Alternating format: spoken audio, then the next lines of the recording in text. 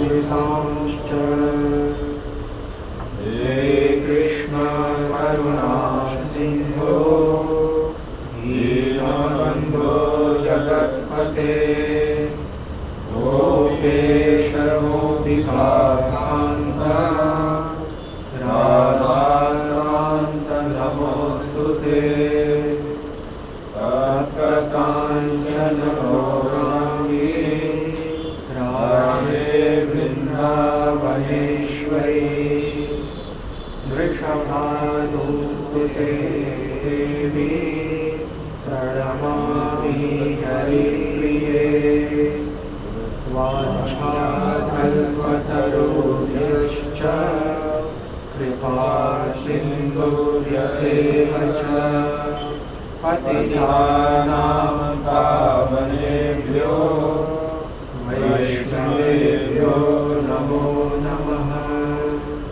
श्रीकृष्ण चैतन्य प्रभो नित्यानन्द श्री अद्वैत गदाधर श्रीवासादि गौरभक्तवृन्द हरे कृष्ण कृष्ण कृष्ण हरे हरे हरे राम राम राम हरे हरे।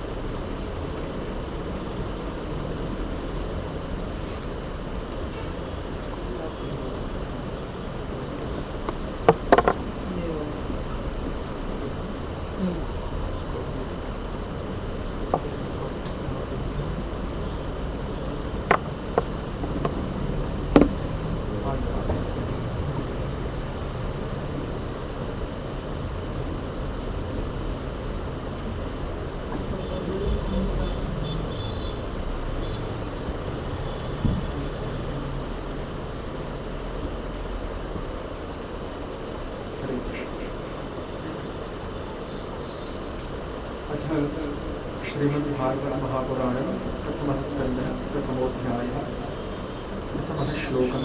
तस्योपरि श्रीधर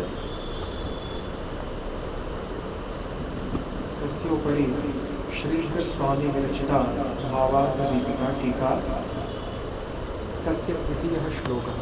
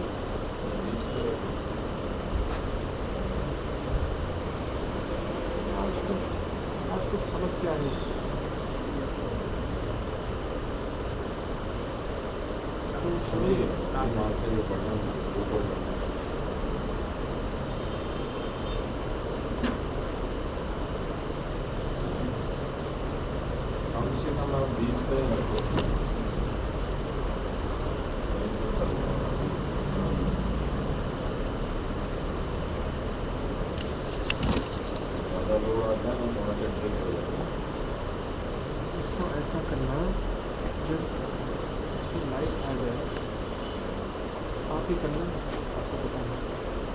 इसमें जब लाइट दिखाई दे पीसी की स्क्रीन में आप ये ऑन ऑफ का बटन दबा के उसको ऑन कर दें 20 डिग्री पे।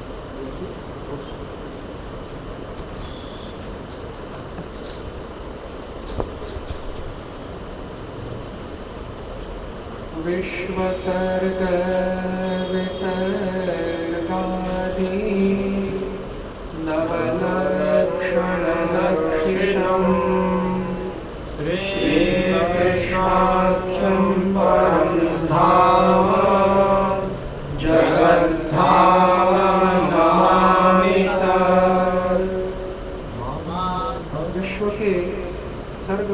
आदि नव लक्षणों के द्वारा लक्षित दशम पदार्थ श्रीमद् भागवतीय जो आश्रय तत्व है, जो श्री कृष्ण नाम से जाना जाता है, उन श्री कृष्ण को जो कि परम धाम है तथा जगत धाम है, विश्व के आधार है, उनको मैं नमस्कार करता हूँ।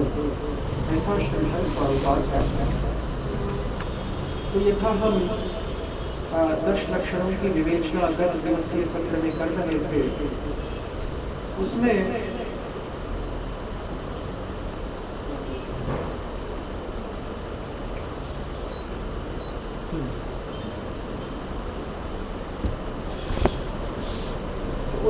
हमने ये देखा कि श्रीमद् भागवत में द्वितीय स्कंद के 10वें अध्याय के प्रारंभ में ही श्री ब्रह्मराज शुक मुनि विष्णुराज परीक्षित के प्रति उपदेश देते हुए भागवतीय 10 लक्षणों का क्रमशः सूची पूर्वक वर्णन कर रहे हैं एवं उनमें से एक एक लक्षण का, प्रत्येक लक्षण का वो अर्थ अथवा उसकी परिभाषा भी बता रहे हैं।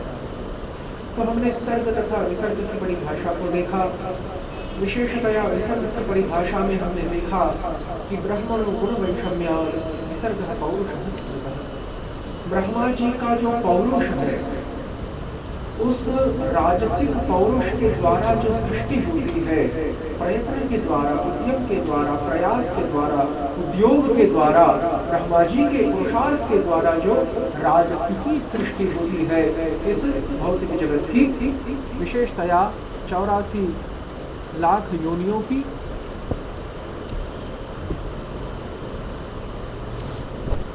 चतुरशीति लक्ष योनियों की सृष्टि, उनका निर्माण तथा जो चतुर्दश भुवन आदि है उनका निर्माण, ये समस्त विसर्ग में परिगणित होता है।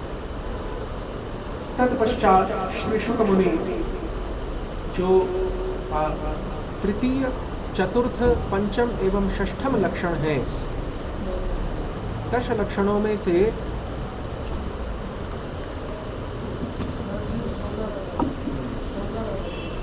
10 लक्षणों में से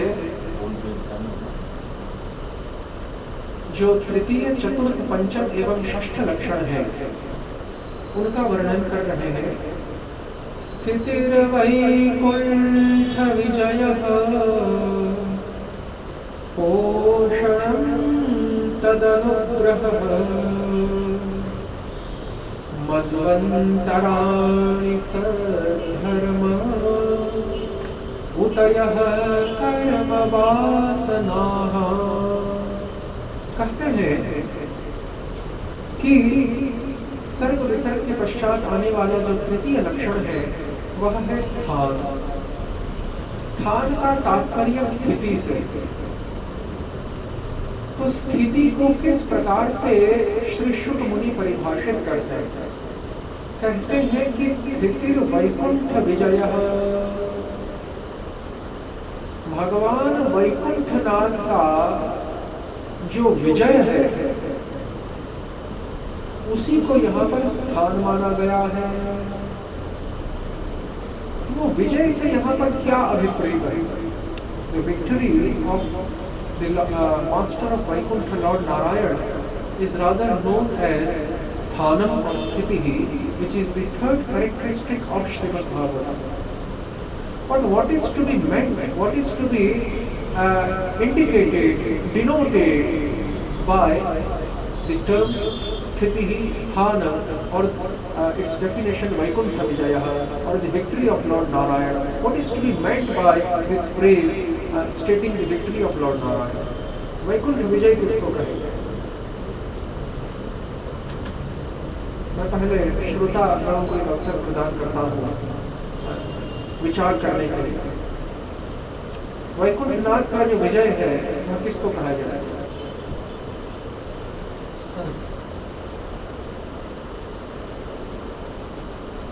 वो तो प्रथम लक्षण हो गया, ये तृतीय लक्षण चल रहा है। समस्त लक्षणों की कुछ न कुछ विशेषता तो रहनी चाहिए ना, ताकि उनमें आपस में पृथकता उत्पन्न हो। यदि स्थान ही सर्ग है तब तो स्थान को तृतीय लक्षण नहीं माना जा सकता अलग से, इसीलिए यह उत्तर ठीक नहीं है।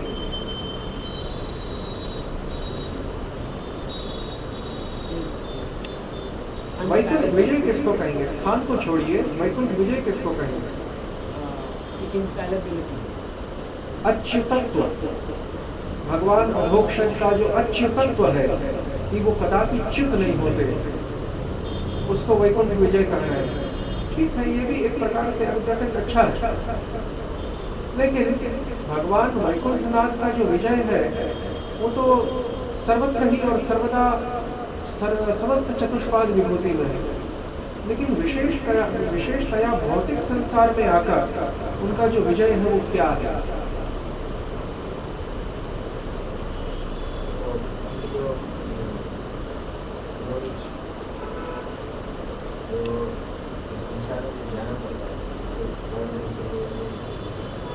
थोड़ा सा उच्च स्वर में। तो भगवान में जो ग्लोरी है, मतलब जो महात्म्य जो है,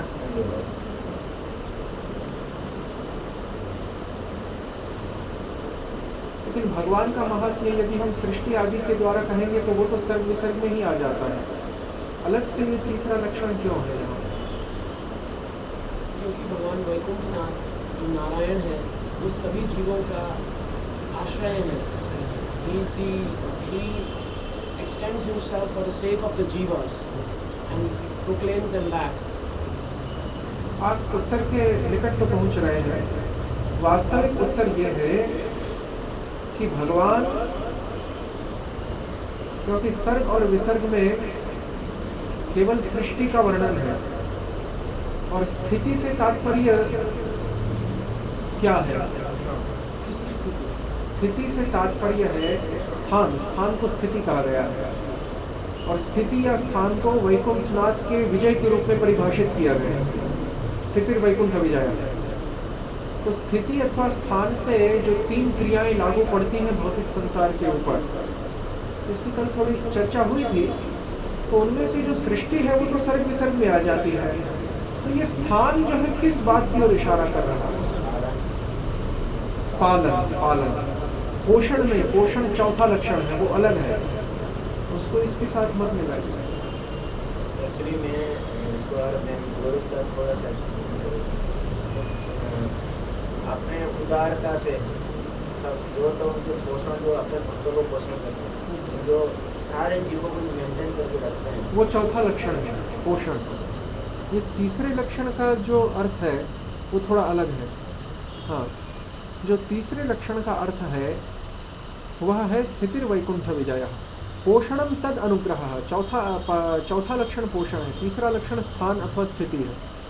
तो तीसरे लक्षण का जो तात्पर्य बताया भगवान वैकुंठनाथ की विजय, उसका यहाँ पर तात्पर्य है कि यदि हम ये कहेंगे कि भगवान वैकुंठनाथ ने जो असुरों का वध किया, विभिन्न अवतारों में आकर, विभिन्न अवतारों में अवतरित होकर भगवान वैकुंठनाथ ने जो असुर आदियों का वध किया है, वह वध ही उनका विजय है, तो ये ठीक नहीं होगा, प्रसंग के अनुकूल नहीं होगा, क्योंकि अगला जो लक्षण आएगा, आठवां जो लक्षण आएगा ईशानु कथा, वह ईशानु कथा में ईश्वर के अवतारों की बात की गई है। जो ईशानु कथा वाला लक्षण आएगा, जो कि आठवां लक्षण है, उसमें ईश्वर के अवतारों की जो कथा है, अवतारों का जो चरित्र है, उसकी बात की गई है। तो ईश्वर के अवतार के चरित्र के भीतर ही असुरों का वध आ जाता है। इसीलिए यहाँ पर यह कहना कि भगवान वैकुंठनाथ का विजय का मतलब ये है कि जब भगवान वैकुंठनाथ यहाँ पदार्पित होते हैं तो वो जब असुरों को मारते हैं तो उनकी एक प्रकार से विजय जो है स्थापित होती है, ये गलत होगा, क्योंकि ईशानु कथा में ही अवतारानुचरितम, अवतारों का चरित्र है और उसी के अंतर्गत असुरों का वध आ जाता है। तो फिर यहाँ पर दो बार जो है उसको दिखाना ये ठीक नहीं होगा। अब समझिए इस बात को। जैसे हमारे उधर जगन्नाथ जी हैं, हाँ, जगन्नाथ जी है या ऐसा कुछ कहते हैं, जब स्वर्ग विसर्ग होने के बाद भगवान खुद जब पधारते हैं, ऐसे सब बातें कह रहे हैं। वो सब चीजों में प्रवेश करके एकदम ठीक उत्तर पे आप पहुंच रहे हैं कि सृष्टि हो जाने के पश्चात श्री भगवान अपने परमात्मा स्वरूप के द्वारा सृष्ट पदार्थों के कण कण में, घट घट में व्याप्त हो जाते हैं और एकांशेन स्थितो जगत अथवा बहुनैतेन किं ज्ञातेन तवार्जुन विष्टभ्याहम इदं कृत्स्नम एकांशेन स्थितो जगत। भगवान कहते हैं कि ययेदं धार्यते जगत एकांशेन स्थितो जगत, मेरे द्वारा ये जो जगत है, मैं अपने एक अंश के द्वारा, जो अंतर्यामी परमात्मा है, विशेष करके जो क्षीरोदक्षायी विष्णु है, जो पालन के लिए अधिकार को प्राप्त है, उन क्षीरोदक्षायी विष्णु जो कि मेरे एक अंश है, परमात्मा है, उनके माध्यम से मैं समस्त सृष्ट यानी सृजित किया हुआ जो चराचर विश्व है उसके कण कण में मैं व्याप्त हो जाता हूँ, अवस्थान करता हूँ। I become situated. और वहीं यहाँ पर वैकुंठ विजय है। क्यों वैकुंठ विजय इसको कहा जाता है? क्योंकि बिना श्री भगवान के इस सृष्ट जगत में परिव्याप्त हुए, without Lord's pervading into this created mundane manifest material world, the material world cannot function. इसीलिए श्रीमद् भागवत में कहा गया तृतीय स्कंद में कि सृष्टि हो जाने के पश्चात, सर्ग विसर्ग आदियों के हो जाने के बाद विराट पुरुष, विराट जो अंड था, उसके अंदर जब तक ईश्वर ने प्रवेश नहीं किया तब तक वह सक्रिय नहीं बन पाया। इसीलिए श्रीमद् भागवत में परमात्मा स्वरूप का निरूपण करते हुए श्रीमद् भगवत गीता में कहा गया कि श्रीमद् भगवत गीता में वो जो प्रसिद्ध श्लोक आता है कि उपद्रष्टा अनुमंता च भर्ता भोक्ता महेश्वरः परमात्मेति चाप्युक्तो बिभर्त्यव्यय ईश्वरः। तो वहां पे 13वें 14वें अध्याय में कहा गया कि उपद्रष्टा अनुमंता च, और फिर आगे भी कहा गया कि गतिर्भर्ता प्रभु साक्षी निवासः शरणं सुहृत् अहम बीज प्रतपिता इत्यादि बहुत प्रकार के वाक्य हैं जिसमें परमात्मा तत्व का उन्होंने निरूपण किया है। तो यहाँ पर कह रहे हैं, और फिर वो भी है कि ईश्वरे हृद्देशे अर्जुन तिष्ठति, ईश्वरः सर्वभूतानां हृद्देशे अर्जुन तिष्ठति भ्रामयन् सर्वभूतानि यंत्रारूढ़ानि मायया। ये सब परमात्मा के कार्यों को बताने वाले श्लोक हैं गीता में। ये भी अवस्थान है जो ईश्वर समस्त, ईश्वर यानी क्षीरोदक्षायी विष्णु परमात्मा हमारे यष्टि जीव के, वो ईश्वर समस्त जीवों को, बद्ध संसारी जीवों को, मायाबद्ध संसारी जीवों को अपने अपने कर्म फलों के अनुसार जो नाना प्रकार की योनियों में घुमाते रहते हैं। जिस प्रकार से यंत्ररूढ़ व्यक्ति घूमता रहता है, यंत्ररूढ़ कोई पदार्थ घूमता रहता है चक्राकार में, उसी प्रकार से श्री भगवान भी नाना प्रकार के बद्ध जीवों को उनकी नाना प्रकार की जो कर्म वासनाएं हैं, जो सूक्ष्म संस्कार है, उनके अनुसार, कर्म फलों के अनुसार उनको नाना प्रकार की योनियों में परिभ्रमण करवाते हैं, घुमाते रहते हैं। और प्रेरितारं च मत्वा, श्री भगवान की प्रेरणा के बिना जीवात्मा की कोई भी इंद्रिय अपने अपने विषयों को, अपनी अपनी तन्मात्राओं को ग्रहण करने में असमर्थ है। रूप इंद्रिय, नेत्र रूप को जो ग्रहण करते हैं, नासिका गंध को जो ग्रहण करती है, इसी प्रकार से पंच ज्ञानेंद्रिय जो अपने अपने विषयों को ग्रहण करते हैं, और पंच कर्मेंद्रिय भी जो अपने अपने कार्यों को करते हैं। हस्त उपस्थापन करता है, उठाता है और स्थापित करता है, हाथ पैर गमनागमन करता है। ये समस्त जो क्रियाएं हैं ये बिना ईश्वर की विद्यमानता के नहीं हो सकती। अरे इन जड़ तत्वों की बात तो छोड़िए, जो चेतन जीवात्मा है वह भी बिना परमात्मा के बल से रहित होकर, परमात्मा के बल से रहित होकर जीव भी अपना जो निज कार्य है, निज कार्य क्या है जीवात्मा का? मन का कार्य है संकल्प विकल्प, बुद्धि का कार्य है निश्चयात्मक ज्ञान, अहंकार और चित्त का कार्य अलग है। उसी प्रकार से ज्ञानेंद्रिय कर्मेंद्रियों के कार्य अलग है। लेकिन जीवात्मा का कार्य क्या है? जीवात्मा का कार्य है केवल शुद्ध ज्ञान। चेतना, चेतना को जीवात्मा का सिम्टम, लक्षण बताया गया भगवत गीता में। शुद्ध ज्ञान, जो शुद्ध अहम भाव है, वो मिथ्या अहंकार नहीं, जो लिंग शरीर सूक्ष्म शरीर के अंतर्गत जो मिथ्या अहंकार है, फॉल्स ईगो, वो नहीं, वो तो माया के 3 गुणों के द्वारा बना हुआ है। लेकिन जीवात्मा का जो शुद्ध अहम प्रत्ययात्मक जो भाव है, वही वास्तव में जीवात्मा का कार्य है। तो जीवात्मा अपने आप को भी नहीं पहचान सकता। स्वयं जो ज्ञानमय स्थिति है जीवात्मा की, स्वतः प्रकाश जो जीव है, ज्ञानमय जो है, जीव भी भगवान की तरह स्वतः प्रकाश है, लेकिन उसका स्वतः प्रकाश अनंत नहीं है। भगवान का स्वतः प्रकाशत्व अनंत है। तो जीव की जो ज्ञानमय स्थिति है, वह भी वास्तव में स्वतः प्रकाश होते हुए भी आपेक्षिक दृष्टि से वो स्वतः प्रकाश है। Only in a relative term, living entity is self-illuminated. Only in a very relative term. किस दृष्टि से जीव स्वतः प्रकाश है? कि जीव अपनी चेतना के द्वारा अन्य जो पदार्थ है उनको प्रकाशित करता है। जीवात्मा में चेतनता है, तभी तो वह इंद्रिय ज्ञान को ग्रहण कर पाता है और इंद्रियों को प्रकाशित कर पाता है। तो जीवात्मा जो जड़ इंद्रिय आदि हैं, उनके संबंध में वो स्वतः प्रकाश है, लेकिन अंततोगत्वा जीव भी परतः प्रकाश है, पराधीन पदार्थ है।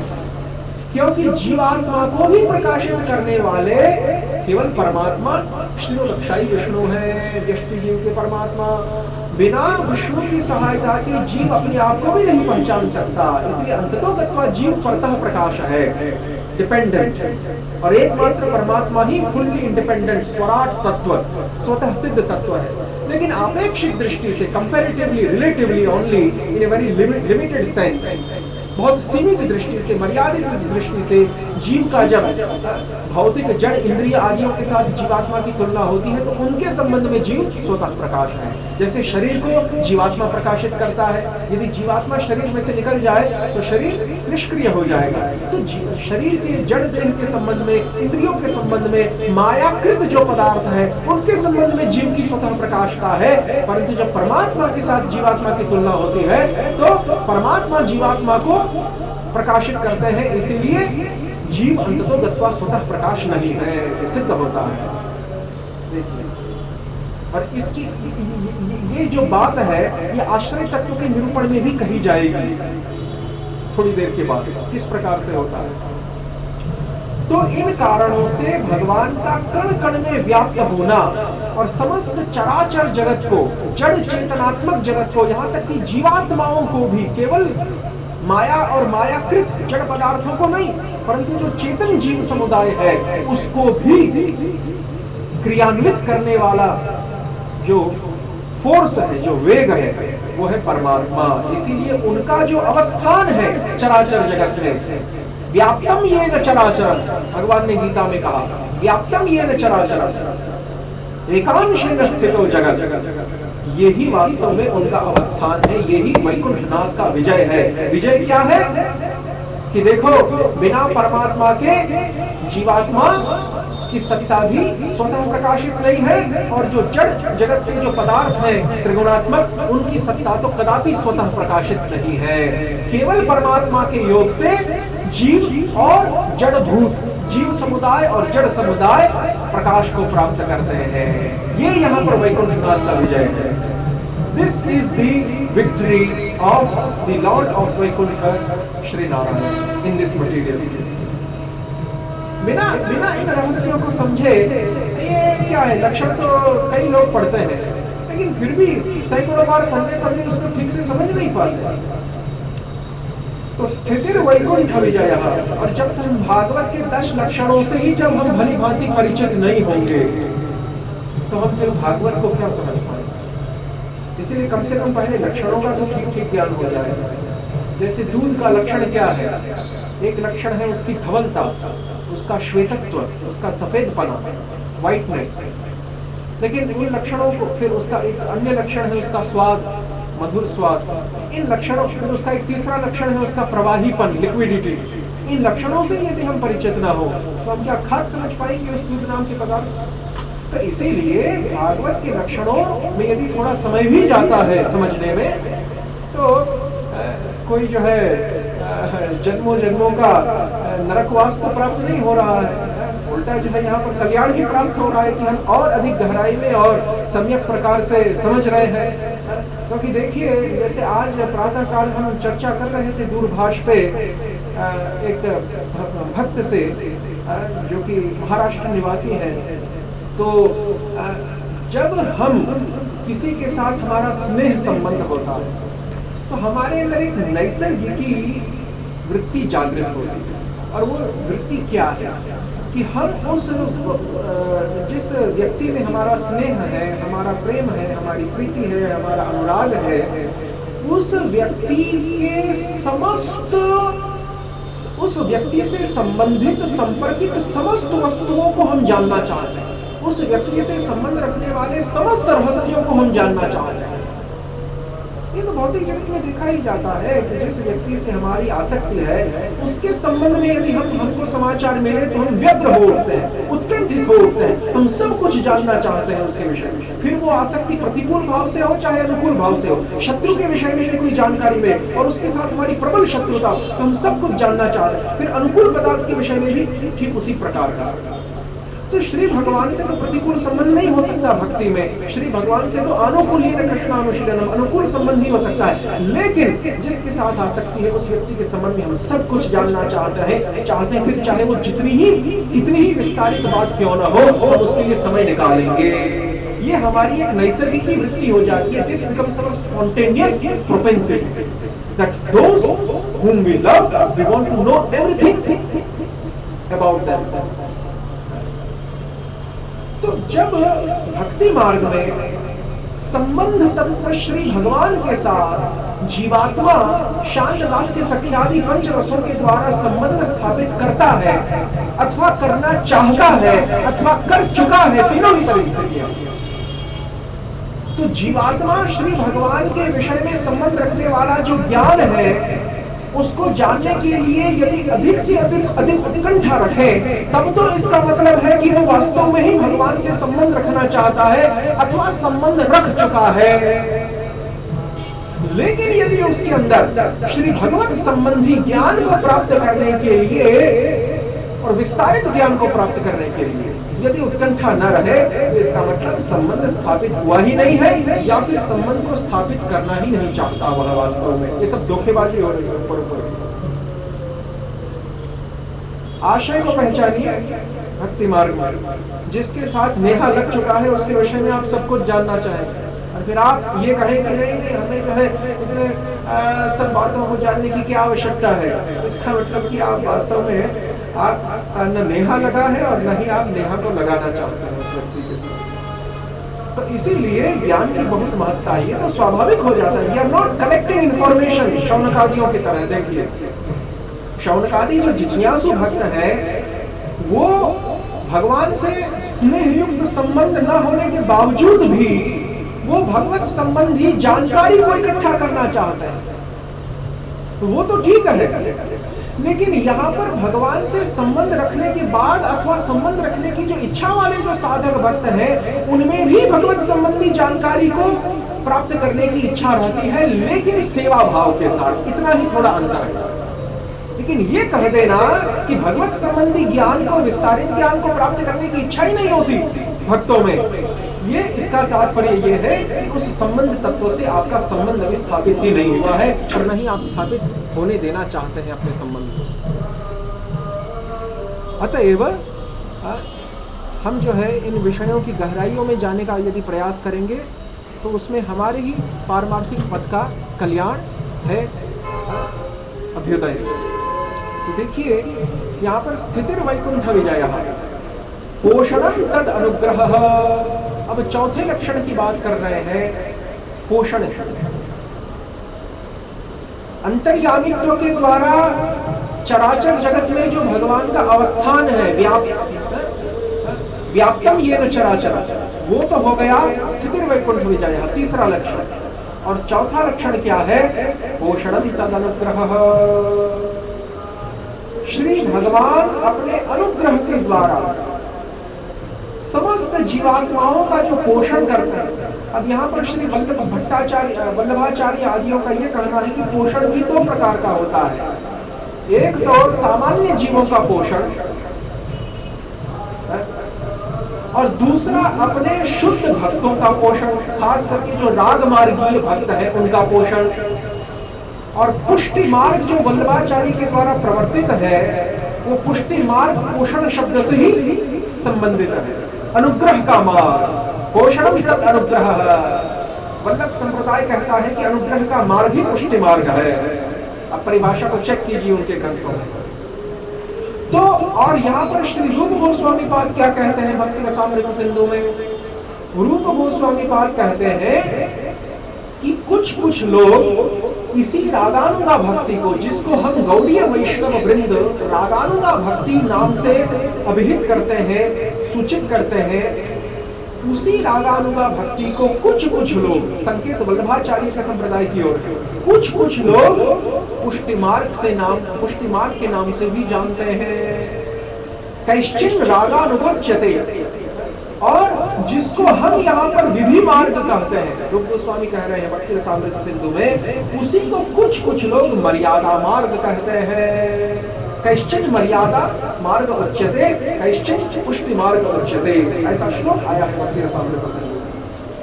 क्योंकि समकालीन है क्षण गोस्वामी पाद और वल्लभाचार्य आदि। और फिर तीसरा मार्ग भी वल्लभाचार्य के द्वारा स्वीकृत हुआ और वह है प्रवाही मार्ग। प्रवाही मार्ग का मतलब है जो न पुष्टि मार्ग के अंतर्गत है, जो न मर्यादा मार्ग के अंतर्गत है, जो न विधि भक्ति के अंतर्गत है, जो न रागमयी भक्ति के अंतर्गत है, यानी जो मायाबद्ध संसारी जीव है, जो संसार के प्रवाह में अनादिकाल से घूम रहे हैं। संसार दावान लीढलोक त्राणाय कारुण्य घनाघनत्वम, गुरुष्टकम की प्रथम पंक्ति। तो उनको प्रवाह मार्ग उसको कहा गया है। तो कहने का तात्पर्य पोषण तद अनुग्रह है। पोषण का साधारण अर्थ है समस्त जीवात्माओं का सतोगुण के द्वारा, लौकिक सतोगुण के द्वारा, भौतिक सतोगुण के द्वारा श्री विष्णु, शिरोरक्षाई विष्णु समस्त जीवों का सामान्य रूप से जो पोषण करते हैं वह। और पोषण का विशेष अर्थ होता है रागानुगा भक्ति मार्ग के साधक जो हैं उनका योग क्षेमम वहाम्यहम् अनन्याश्च चिन्तयन्तो माम ये जनाः पर्युपासते तेषां नित्याभियुक्तानां योगक्षेमं वहाम्यहम्। ऐसे भक्तों का, शुद्ध रागमय जो भक्त है उनका योगक्षेम स्वयं वहन करना, ये जो है अनुग्रह है, यही पोषण है जो पुष्टि मार्ग अथवा रागानुग मार्ग के जीवों को प्राप्त होता है। पोषणम तत् अनुग्रह।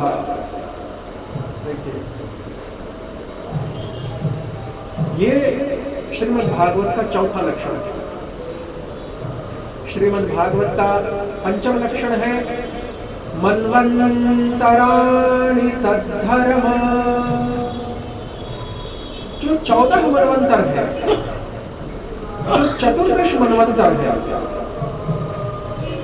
वैवस्वत से प्रारंभ नहीं, हाँ स्वयंभू से प्रारंभ करते हुए वो इंद्र सावरणी और रुद्र सावरणी तक, स्वारोचेष है, इंद्र सावरणी है, रुद्र सावरणी है, और इस प्रकार से जो 14 मनवंतर हैं जिनके समस्त नाम भी भागवत आदि पुराणों में बताए गए हैं क्रमशः। तो ये चतुर्दश मनवंतर, तो ये मनवंतर किस में आते हैं? देखिए ब्रह्मा जी का, देखिए कारणोरक्षाई महाविष्णु, कारणोरक्षाई महाविष्णु प्रथम पुरुषावतार। एक श्वास को जब बाहर निकालते हैं, उच्छ्वसित जब होते हैं, एक्सहेलेशन, और फिर जब श्वास को पुनः अंदर लेते हैं, निश्वास जिसको कहते हैं, निश्वसित जब होते हैं, इनहेलेशन, तो वो बीच में जो 1 या 2 निमेषों का जो समय है, उतने समय के लिए ही समस्त ब्रह्मांडों के अधिपति ब्रह्मा जीवित रहते हैं। और समस्त ब्रह्मांडों के अधिपति ब्रह्माओं का आयुष्य है 100 वर्ष, शतवर्ष आयु है ब्रह्माओं की, लेकिन वो शतवर्ष हमारे शतवर्ष नहीं है। तो अब देखिए ब्रह्मा जी के हिसाब से वो 100 वर्ष है, ब्रह्मा जी के हिसाब से। तो ब्रह्मा जी की जो 100 वर्ष की आयु है उसमें क्या है? उसमें 2 पूर्वार्ध और परार्ध है। तो इस समय ब्रह्मा जी का, हमारे ब्रह्मांड के जो चतुर्मुख ब्रह्मा है उनका परार्ध चल रहा है। परार्ध यानी पहले 50 वर्ष उनकी समाप्त हो चुके हैं आयु के, दूसरे वाले 50 वर्ष इस समय चल रहे हैं, और उनमें भी 51वां वर्ष चल रहा है इस समय। द्वितीय परार्ध का पहला वर्ष यानी 51वां वर्ष एकोन 51वां वर्ष इस समय चल रहा है। और 51वें वर्ष में प्रत्येक वर्ष में 12 महीने होते हैं, 12 मास, और प्रत्येक मास में 30 दिन होते हैं स्थायी निश्चित, क्योंकि वैदिक ज्योतिष के अनुसार 30 से अधिक दिन नहीं होते मास में।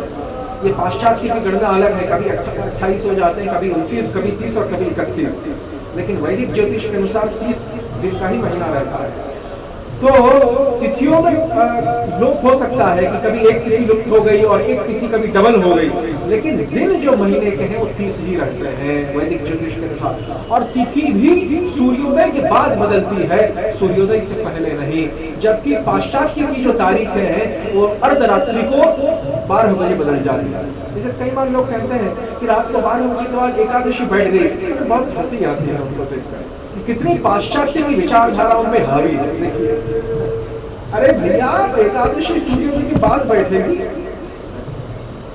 है अधिक सावधान तो हो जाते हैं, कम से कम इतना अच्छा है कि 12 बजे से पहले ही सावधान हो जाते हैं।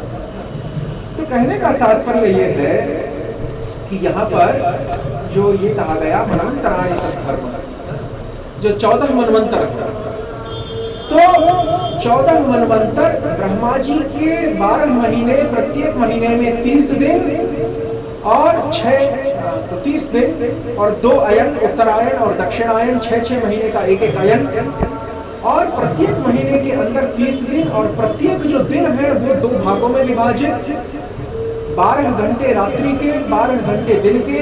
ब्रह्मा जी की रात्रि का तात्पर्य उनकी निद्रावस्था से है, और ब्रह्मा जी के दिन का तात्पर्य उनकी जागृत अवस्था से है। तो दिन के जो 12 घंटे हैं, जागृत अवस्था के जो 12 घंटे हैं, उसमें उन 12 घंटों को एक कल्प कहा जाता है। इस समय श्वेत वाराह कल्प चल रहा है 51वें वर्ष का, और वह जो कल्प है उस कल्प के अंदर फिर उस 12 घंटों के अंदर फिर जो है 14 मनवंतर होते हैं, और एक एक मनवंतर के अधिपति एक एक मनु होते हैं। इस समय 7वां वैवस्वत मनवंतर चल रहा है, जिसकी अधिपति विवस्वान सूर्य के पुत्र वैवस्वत मनु है, जिनके पुत्र इक्ष्वाकु हैं, और जो भगवान राम के पूर्वज है। मनु इक्ष्वाकवे अब्रवीत इमं विवस्वते प्रोक्तम, अहम विवस्वते प्रोक्तम, चौथे अध्याय में निश्चय आया। तो कहने का तात्पर्य यह है कि इस प्रकार से ये 14 मनवंतर है। फिर प्रत्येक मनवंतर के अंदर 71 चतुर्युगियां होती हैं, 71 cycle of 4 yuga in every manvantara. 71 चतुर्युगियां, 4 युगों का जो एक सेट है उसको एक चतुर्युगी कहेंगे। सत्य, त्रेता, द्वापर और कली का जो एक सेट है, एक जो जोड़ी है, उसको एक चतुर्युगी कहेंगे। ऐसी 71 चतुर्युगियां एक मनवंतर में। और इस समय वैवस्वत 7वें मनवंतर का उसकी 28वीं चतुर्युगी चल रही है, और 28वीं चतुर्युगी का ये कलयुग, और उस कलयुग की ये 12 संध्याओं में से प्रथम संध्या चल रही है। कलयुग में 12 संध्याएं हैं, 12 भाग हैं कलयुग के। 4,32,000 वर्ष का ये कलयुग, उसके 12 भाग हैं, उसका पहला भाग प्रथम संध्या ये चल रही है।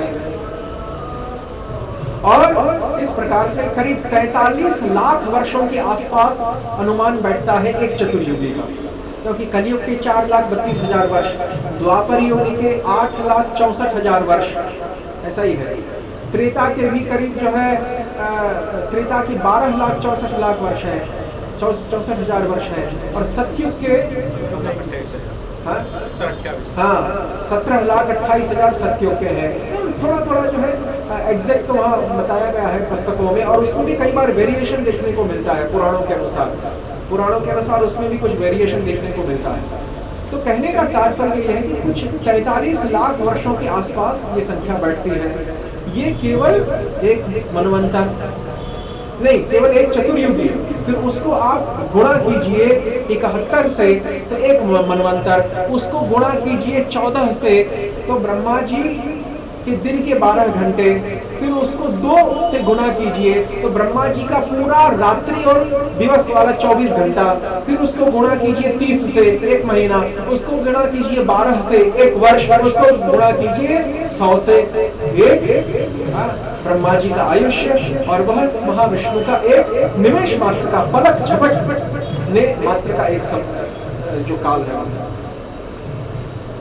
यस्य कनिष्यसित कालमथा वनम्य जीवंती रोम विलजा लोम विलजा जगदंगनाथा विष्णु महान स इहयस्य कला विशेषो गोविंदमादि पुरुषम तमहं भजामि। ये बात तो मनवंतराणी सद्धर्म, प्रत्येक मनवंतर में जो मनु तो प्रकट होते हैं, लेकिन मनुओं के साथ साथ उस मनवंतर में धर्म की स्थापना करने के लिए मनवंतरावतार भी प्रकट होते हैं। उनका भी नाम दिया गया है। यज्ञ आदि जो है, यज्ञ आदि वो मनवंतरावतार माने गए।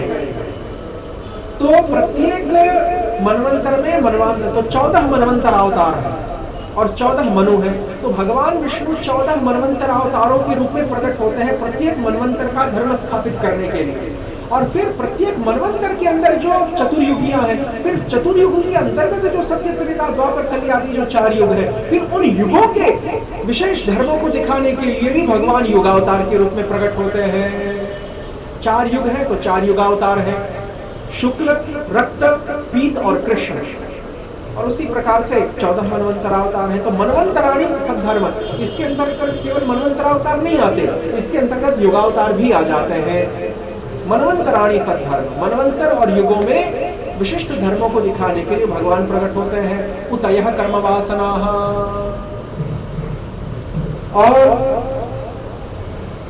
जो कर्म वासनाएं हैं बद्ध जीवों की, उस कर्म वासना का जैसे भवाटवी में जो वर्णन हुआ 34 स्कंद में पुरंजनोपाख्यान, भवाटवी का वर्णन और पुरंजनोपाख्यान, ये क्या है? ये कर्म वासना का ही तो सब झमेला है। तो प्राचीन बरही भी क्या है? प्राचीन बरही भी कर्म वासना को ही दिखा रहा है। उसने तो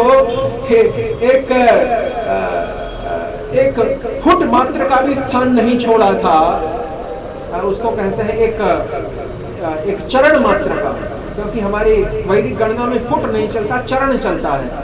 तो एक चरण मात्र का भी जो पैर है, पैर की जो आकृति है, तो एक चरण मात्र का भी स्थान उसने नहीं छोड़ा था प्राचीन बरही ने, कि जो रक्त से सिंचित ना हो। किनके रक्त से? पशुओं की हिंसा रूपी रक्त से। उसने इतने पशु हिंसा रूपी यज्ञ किए कि समस्त पृथ्वी का वो चक्रवर्ती सम्राट था, पृथ्वी का एक चरण मात्र भी उसने ऐसा नहीं छोड़ा कि जहाँ पे पशुओं की हिंसा का रक्त न गिरा हो। देखो इतना घोर सकामी और तामसिक सनातन धर्म का अनुयायी राजा प्राचीन। ये सब क्या? ये सब कर्म वासना है। होता यह कर्म वासना। जीव जो है, प्रभुपाद जी भी लिखते हैं एक स्थान पर कि जीव अपनी कर्म वासनाओं के ब्यौरे से, विवरण से इतिहास के पन्नों को बिगाड़ता रहता है। वो तद्वाद विसर्गो जनताग विप्लवो, उसके तात्पर्य में प्रभुपाद जी लिखते हैं। तो यही सब कर्म वासना है। होता यह कर्म वासना। प्रश्न उठा कि श्रीमद् भागवत तो सच्चिदानंद विग्रह है श्री श्याम सुंदर का, और श्री श्याम सुंदर के विग्रह में तो लौकिक कर्म वासना जो गुणत्रय से प्रभावित है और गुणत्रय से ही जिसका निर्माण होता है, वो लौकिक जड़ कर्म वासना तो अवस्थान नहीं कर सकती है श्री श्याम सुंदर के सच्चिदानंद विग्रह में। तो यहाँ पे फिर ऐसा क्यों कहा गया कि श्रीमद् भागवत का एक लक्षण है कर्म वासना? लेकिन हम भूल रहे हैं कि यद्यपि श्री भगवान का विग्रह सच्चिदानंद है, लेकिन इसी श्रीमद् भागवत में ये बताया गया है 3रे स्कंद में कि धर्म का प्रादुर्भाव भी भगवान नारायण से होता है मूलतः, और उसी प्रकार से अधर्म का प्रादुर्भाव भी भगवान नारायण से ही मूलतः होता है। उसी प्रकार से पाप का प्रादुर्भाव, पुण्य का प्रादुर्भाव, न्याय अन्याय का प्रादुर्भाव, शुभ अशुभ का प्रादुर्भाव, सब कुछ भगवान नारायण से ही मूल में होता है। यहाँ तक कि कली आदि जो युग है उनका भी मूल भगवान नारायण ही है। इसी के तो वहां पर कहा गया सूत शौनक आदियों के संवाद में पद्म पुराण में कि अतस्तु पुंडरीकाक्षः सहते निकटे स्थितः। वो कहा गया कि जब भगवान जानते थे कि पाप करी धरा, ये जो धरा है, वसुंधरा पृथ्वी है, वो पापियों के पाप से आक्रांत होने वाली है कलयुग में। फिर कलयुग को भगवान क्यों सहन कर रहे हैं? तो उसका उत्तर देते हैं कि कलयुग में एक ही महान गुण है कि भगवत कीर्तन से तथा भागवत के श्रवण से भगवत प्राप्ति हो जाती है अति सरल और सहज भाव से, प्रांजल रूप से, in a very lucid and easy way.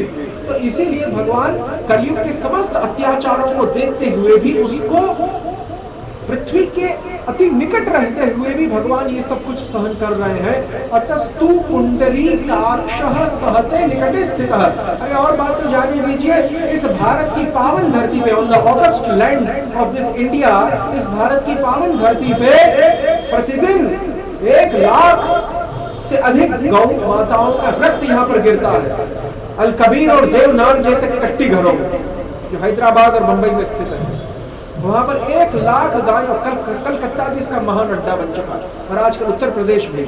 तो इसीलिए हमको एक निबंध देखने को मिला, टाइम्स ऑफ इंडिया का आर्टिकल 2 महीने पहले, उसमें ये बताया गया कि पिछले 4 वर्षों में केंद्र सरकार ने, भारत की केंद्र सरकार ने बीफ, गोमांस का जो निर्यात है, एक्सपोर्ट 44 गुना बढ़ा दिया। 44 गुना क्या बात होती है। आजादी के 60 साल तक गौहत्या तो चलती रही, लेकिन कभी इस प्रकार से नहीं बढ़ी है जो पिछले 5 वर्षों में केंद्र सरकार ने, जिसके अब जाने के संकेत मिल चुके हैं, उसने 44 गुना बढ़ा दिया गौहत्या को। बताइए ये क्या? तो इसीलिए ये सब देखते हुए भी भगवान पुंडरीकाक्ष सब कुछ सहन करते हैं, लेकिन कभी कभी सहन नहीं भी करते हैं।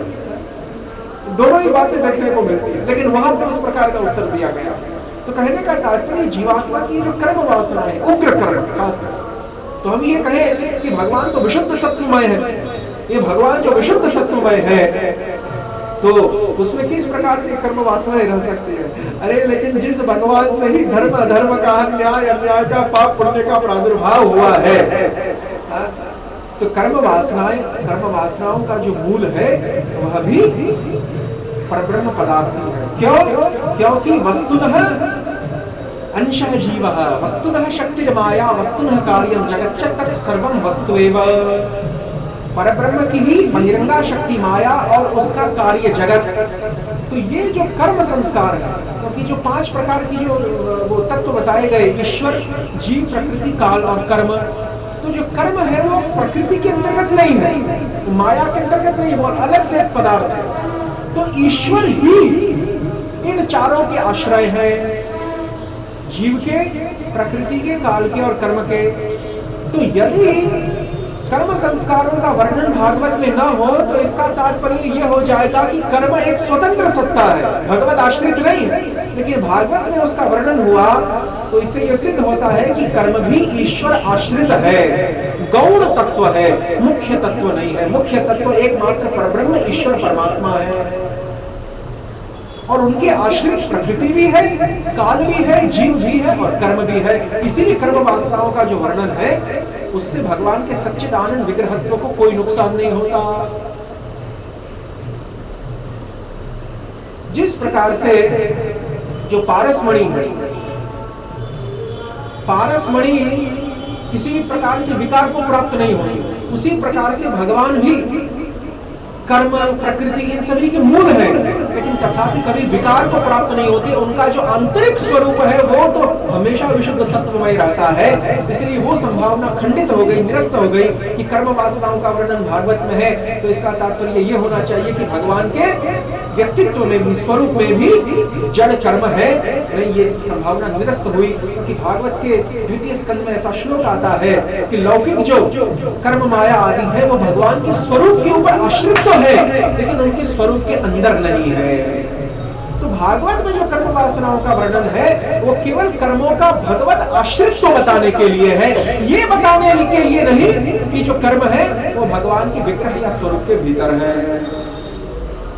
तो क्या उन भागवत के वाक्यों को हम भगवान के स्वरूप से बाहर माने जिनमें कर्म वासनाओं का वर्णन है? तो श्री वल्लभाचार्य उस पक्ष का समर्थन करते हुए कहते हैं कि हाँ, जिन वाक्यों में कर्म वासनाओं का वर्णन है उनको भगवान के स्वरूप से तो बाहर मानना चाहिए, लेकिन भगवत आश्रित मानना चाहिए। इसीलिए श्री वल्लभाचार्य आदियों के मत में जो विशुद्ध भक्ति प्रतिपादक जो वाक्य है भागवत के, वही वास्तव में भगवत स्वरूप के अंतर्गत है। अन्य जो वाक्य है वो भगवत स्वरूप के बाहर अवस्थित है, लेकिन भगवान का आश्रय ग्रहण किए हुए। इस प्रकार से यहाँ पर मानना चाहिए। इसीलिए भक्ति संदर्भ में श्री जीव गोस्वामी पाद भी कहते हैं कि हरि लीला का वर्णन जिन वाक्यों में नहीं हुआ उनका अनुशीलन हम कर सकते हैं।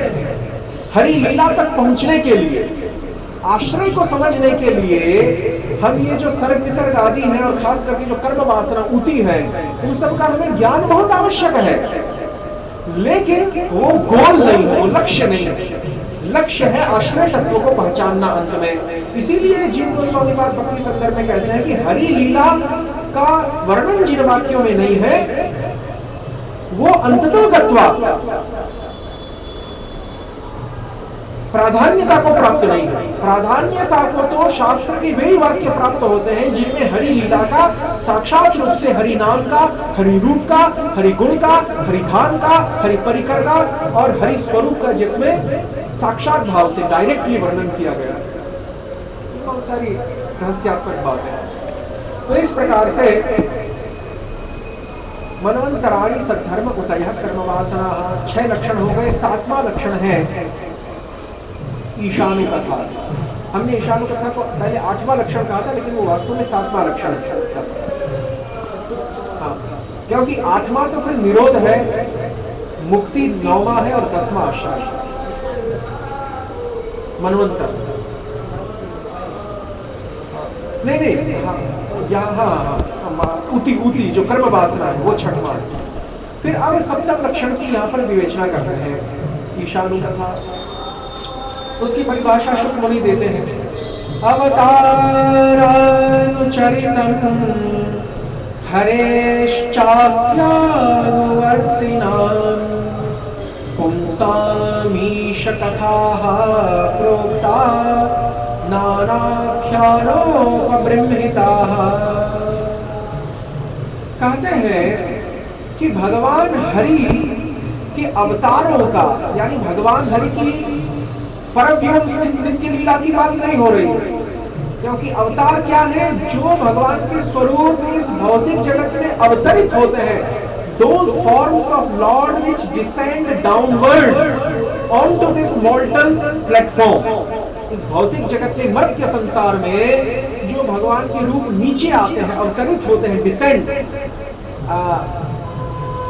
अवरोहण जिनका होता है, अवतरण जिनका होता है, ऊपर से नीचे आना, तो उनको अवतार कहा गया है। यस्य अवतारणम यह अवतरयति इति अवतारः, यह अवतरयति सह अवतारः इति।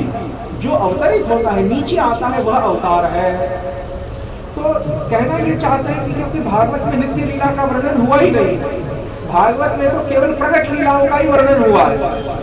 इसीलिए हमारे षड गोस्वामी पादों ने, विशेष करके रूप गोस्वामी और कृष्णदास कविराज गोविंद लीलामृतम में और विश्वनाथ चक्रवर्ती कृष्ण भावनामृत महाकाव्यम आदियों में समस्त हमारे आचार्य ये सिद्ध करते हैं कि भगवान की जो भौम वृंदावन में, भौम द्वारका में, भौम अयोध्या में होने वाली जो, और खास करके भौम ब्रज में होने वाली श्याम सुंदर की जो प्रकट लीला है, जो 5000 वर्ष पहले घटित हुई और जिसको प्राणी मात्र देख सकता था, वो जो 125 वर्ष तक यहाँ पर रहे और 11 वर्ष 52 दिन तक जो रहे, कुछ आचार्यों के मत में 10 वर्ष, कुछ आचार्यों के मत में 11 वर्ष 52 दिन जो भगवान ब्रज में रहे, वो जो प्रकट लीला है, क्योंकि उसका वर्णन श्रीमद् भागवत में हुआ, नित्य लीला का वर्णन नहीं हुआ है। तो भागवत जिस लीला का वर्णन करता है वही सर्वोत्कृष्ट साध्या है।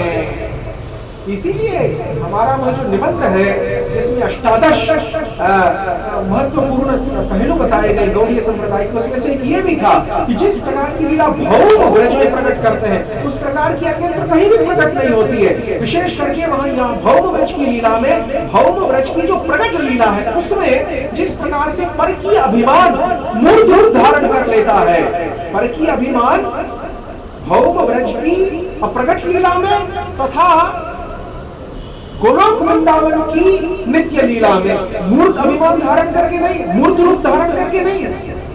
लेकिन यहाँ पर जो परकी अभिमान है ब्रजांगनाओं का, भौम ब्रज की प्रकट लीला में वह मूर्त रूप धारण करके है। किस प्रकार से कि समस्त ब्रज मूर्त रूप, पर्सोनिफाइड एम्बोडीमेंट। तो किस प्रकार से मूर्त रूप धारण करके है परकी अभिमान?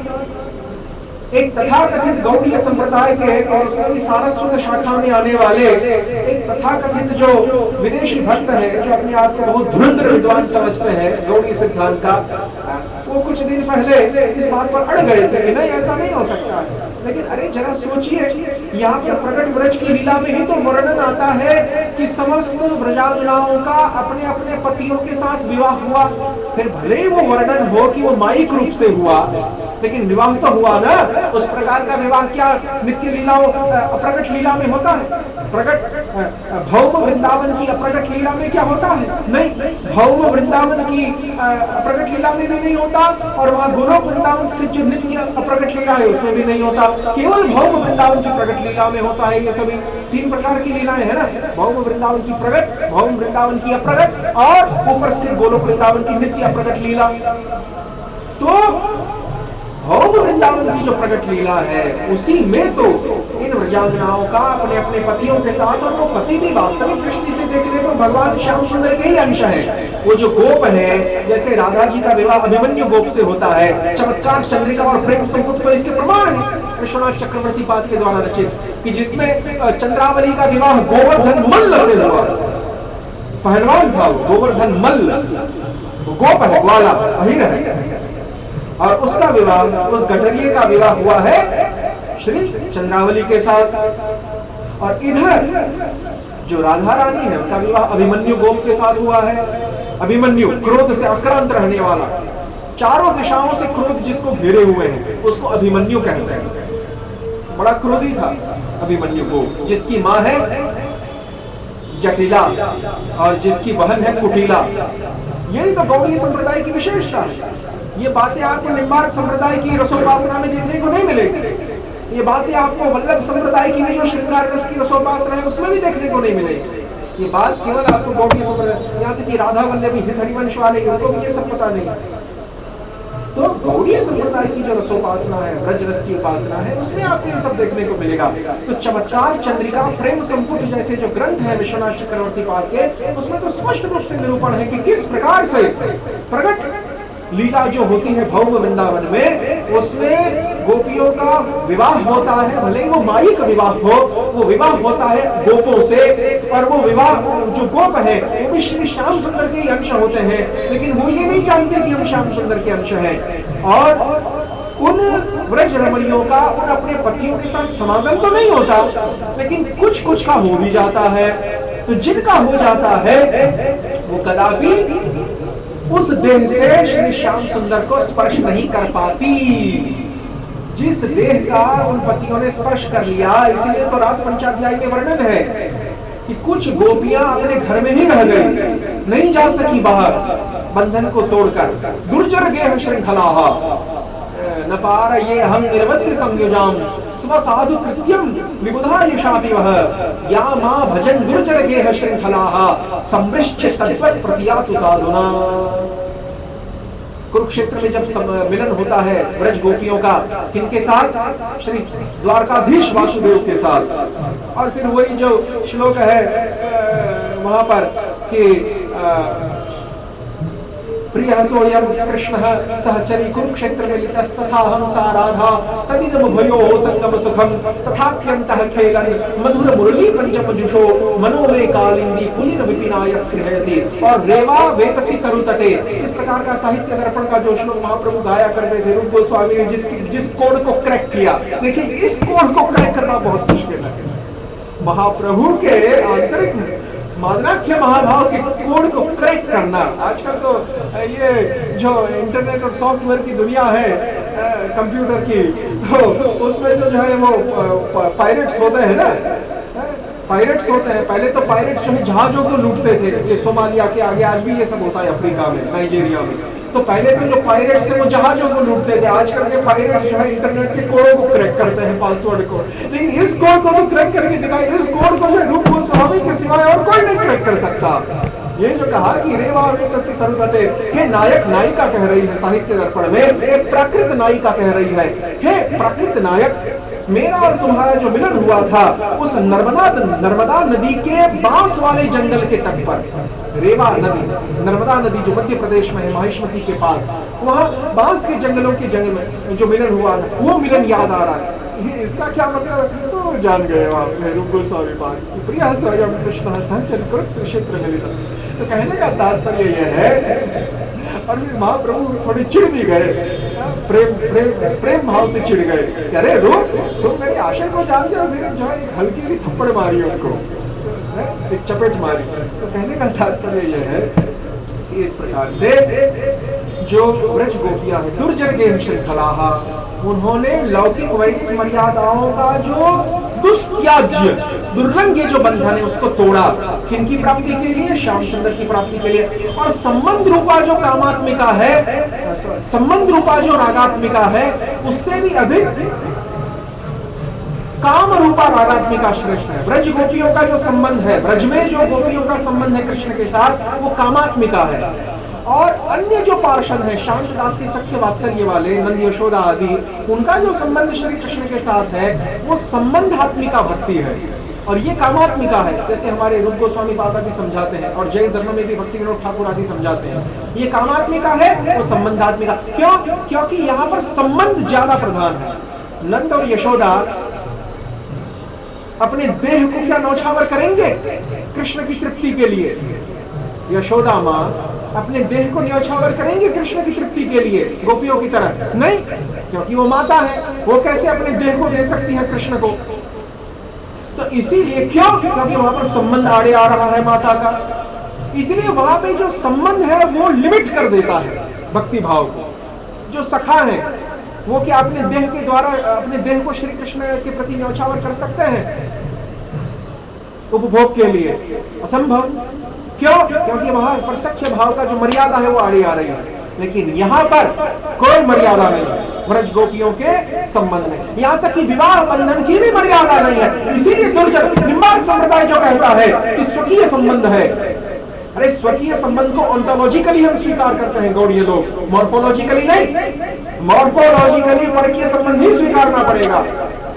हाँ, स्वकीय भाव का भी एक चैम्बर है गोलोक वृंदावन में, एक ऐसा प्रखंड है, प्रकोष्ठ है जहां पर स्वकीय भाव वाली भी उपासना चलती है गोपी और कृष्ण के बीच में। लेकिन जिस भाव का भागवत में वर्णन किया गया वो तो परकीय भाव है, जार भाव। हमको सुखदेव मुनि कहते हैं कि जार भाव किसे कहते हैं? Extra marital paramour love affair, उसी को तो जार भाव कहते हैं। तो तीन प्रकार की नायिका, कन्या, स्वकीया और परकिया। उज्ज्वल नीलमणि में कन्या किसको कहेंगे? जो अविवाहित है। तो ब्रज की गोपियां अविवाहित नहीं है, इसलिए वो कन्या भाव नहीं। फिर जो परकिया है वो क्या है? विवाह किसी और से हुआ है और फिर संबंध रखा, वो वाला भाव है ब्रज में। और स्वकीया भी नहीं है, विवाह वाला भी बंधन नहीं है। यहाँ पर कृष्ण के साथ विवाह नहीं हुआ है गोपियों का। और यदि कोई कहे कि गत संहिता में राधा और कृष्ण का विवाह हुआ, वो नंद जी के हाथ से छूट गए श्याम सुंदर और राधा जी उनको ले गए ब्रह्मा जी भांडेश्वर में, अरे वो तो माइक विवाह है।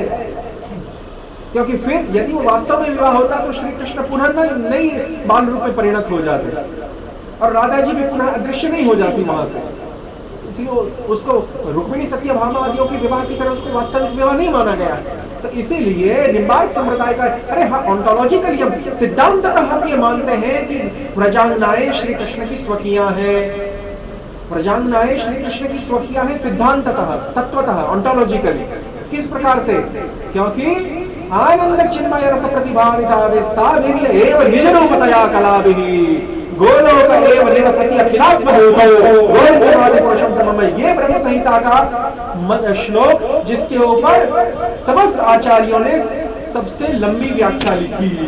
ब्रह्म संहिता का ये ही एकमात्र ऐसा श्लोक है जिसके ऊपर सर्वप्रथम जीव गोस्वामी ने सबसे लंबी दिग्दर्शिनी टीका लिखी। ब्रह्म संहिता का यही एकमात्र श्लोक है जिसमें अन्य श्लोकों की अपेक्षा लंबी टीका लिखी गई। और उसी का अनुसरण करते हुए जगतगुरु भक्ति सिद्धांत सरस्वती ठाकुर प्रभुपाद ने भी लंबी टीका लिखी ब्रह्म संहिता के ऊपर। इसी श्लोक के ऊपर सबसे लंबी टीका है। और ये श्लोक बड़ा कोर श्लोक है गौड़ियों के लिए, परकीय भाव वालों के लिए, क्योंकि इसमें बता रहे हैं कि आनंद चिन्मय रस प्रतिभाविता एव निज रूपतया कलाभिः जिन भगवान श्याम सुंदर की निज रूपता को प्राप्त है गोपियां, यहाँ पर नित्य सिद्ध गोपियों का वर्णन है। साधन सिद्ध और कृपा सिद्ध गोपियों का, साधन सिद्ध और कृपा सिद्ध जो गोपियां हैं वो तो तटस्था शक्ति की अंशभूता है ना। यहाँ पे जो अंतरंगा शक्ति है ह्लादिनी, उसकी अंशभूता नित्य सिद्ध गोपियों की बात हो रही है, राधा ललिता विशाखा आदि। तो जो नित्य सिद्ध गोपियां हैं वो क्या है, श्री कृष्ण की निज रूपता को प्राप्त है। निज रूपता कला भी, निज रूपता को प्राप्त कहने का मतलब क्या है, जैसे वल्लभाचार्य समझाते हैं रास पंचाध्यायी की टीका में कि श्री कृष्ण अपने ही प्रतिबिंबों के साथ खेल रहे हैं। रासलीला क्या है, जैसे बालक अपने परछाई के साथ खेलता है, अपने प्रतिबिंब के साथ खेलता है, वैसे श्री कृष्ण अपने ही प्रतिबिंबों के साथ, ब्रज गोपियों के साथ खेल रहे हैं, किसी दूसरी एक्सटर्नल एंटिटी के साथ वो नहीं खेल रहे हैं। इसलिए यहाँ पर व्यभिचार दोष लागू नहीं पड़ता है। और यदि मान लो जबरदस्ती व्यभिचार दोष को घुसेड़ भी दिया जाए तो वहने सर्वभुजो यथा, जिस प्रकार से जो अग्नि है और जो सूर्य है, सूर्य का ताप गंदी चीजों को भी शोष लेता है, मलमूत्र को भी, अग्नि भी मलमूत्र को शोष लेती है। तो क्या अग्नि और सूर्य दूषित हो जाते हैं? नहीं। नीलकंठ भगवान शंकर विषपान कर गए, क्या वो स्वयं जो है मर गए? वो तो उसको पचा गए। तो कहने का तात्पर्य यह है कि जो महापुरुष है सामर्थ्यशाली, वो बाह्य दृष्टि से कुछ अनाचार पापाचार दुराचार करें तो भी वो सामर्थ्यवान होते हैं। तो उस दृष्टि से मान लीजिए कि उन्होंने व्यभिचार किया भी श्री श्याम सुंदर ने, he committed adultery, he was a debauchee, वो लंपट थे, तो भी वो दोष युक्त नहीं होते हैं भगवान, लेकिन वास्तव में तो वो व्यभिचार दोष उनमें है ही नहीं, ये हुआ ही नहीं है। क्यों? क्योंकि ऑन्टोलॉजिकली सिद्धांततः देखने पर स्वकीया है, निज अंश है, अपनी अंतरंगा शक्ति की ही अंशभूता है, अपनी ही रूपता को प्राप्त है। ये व्रज की गोपियां निज रूपता है, इसलिए वो स्वकीया है। स्वकीया का मतलब जो अपनी ही हो।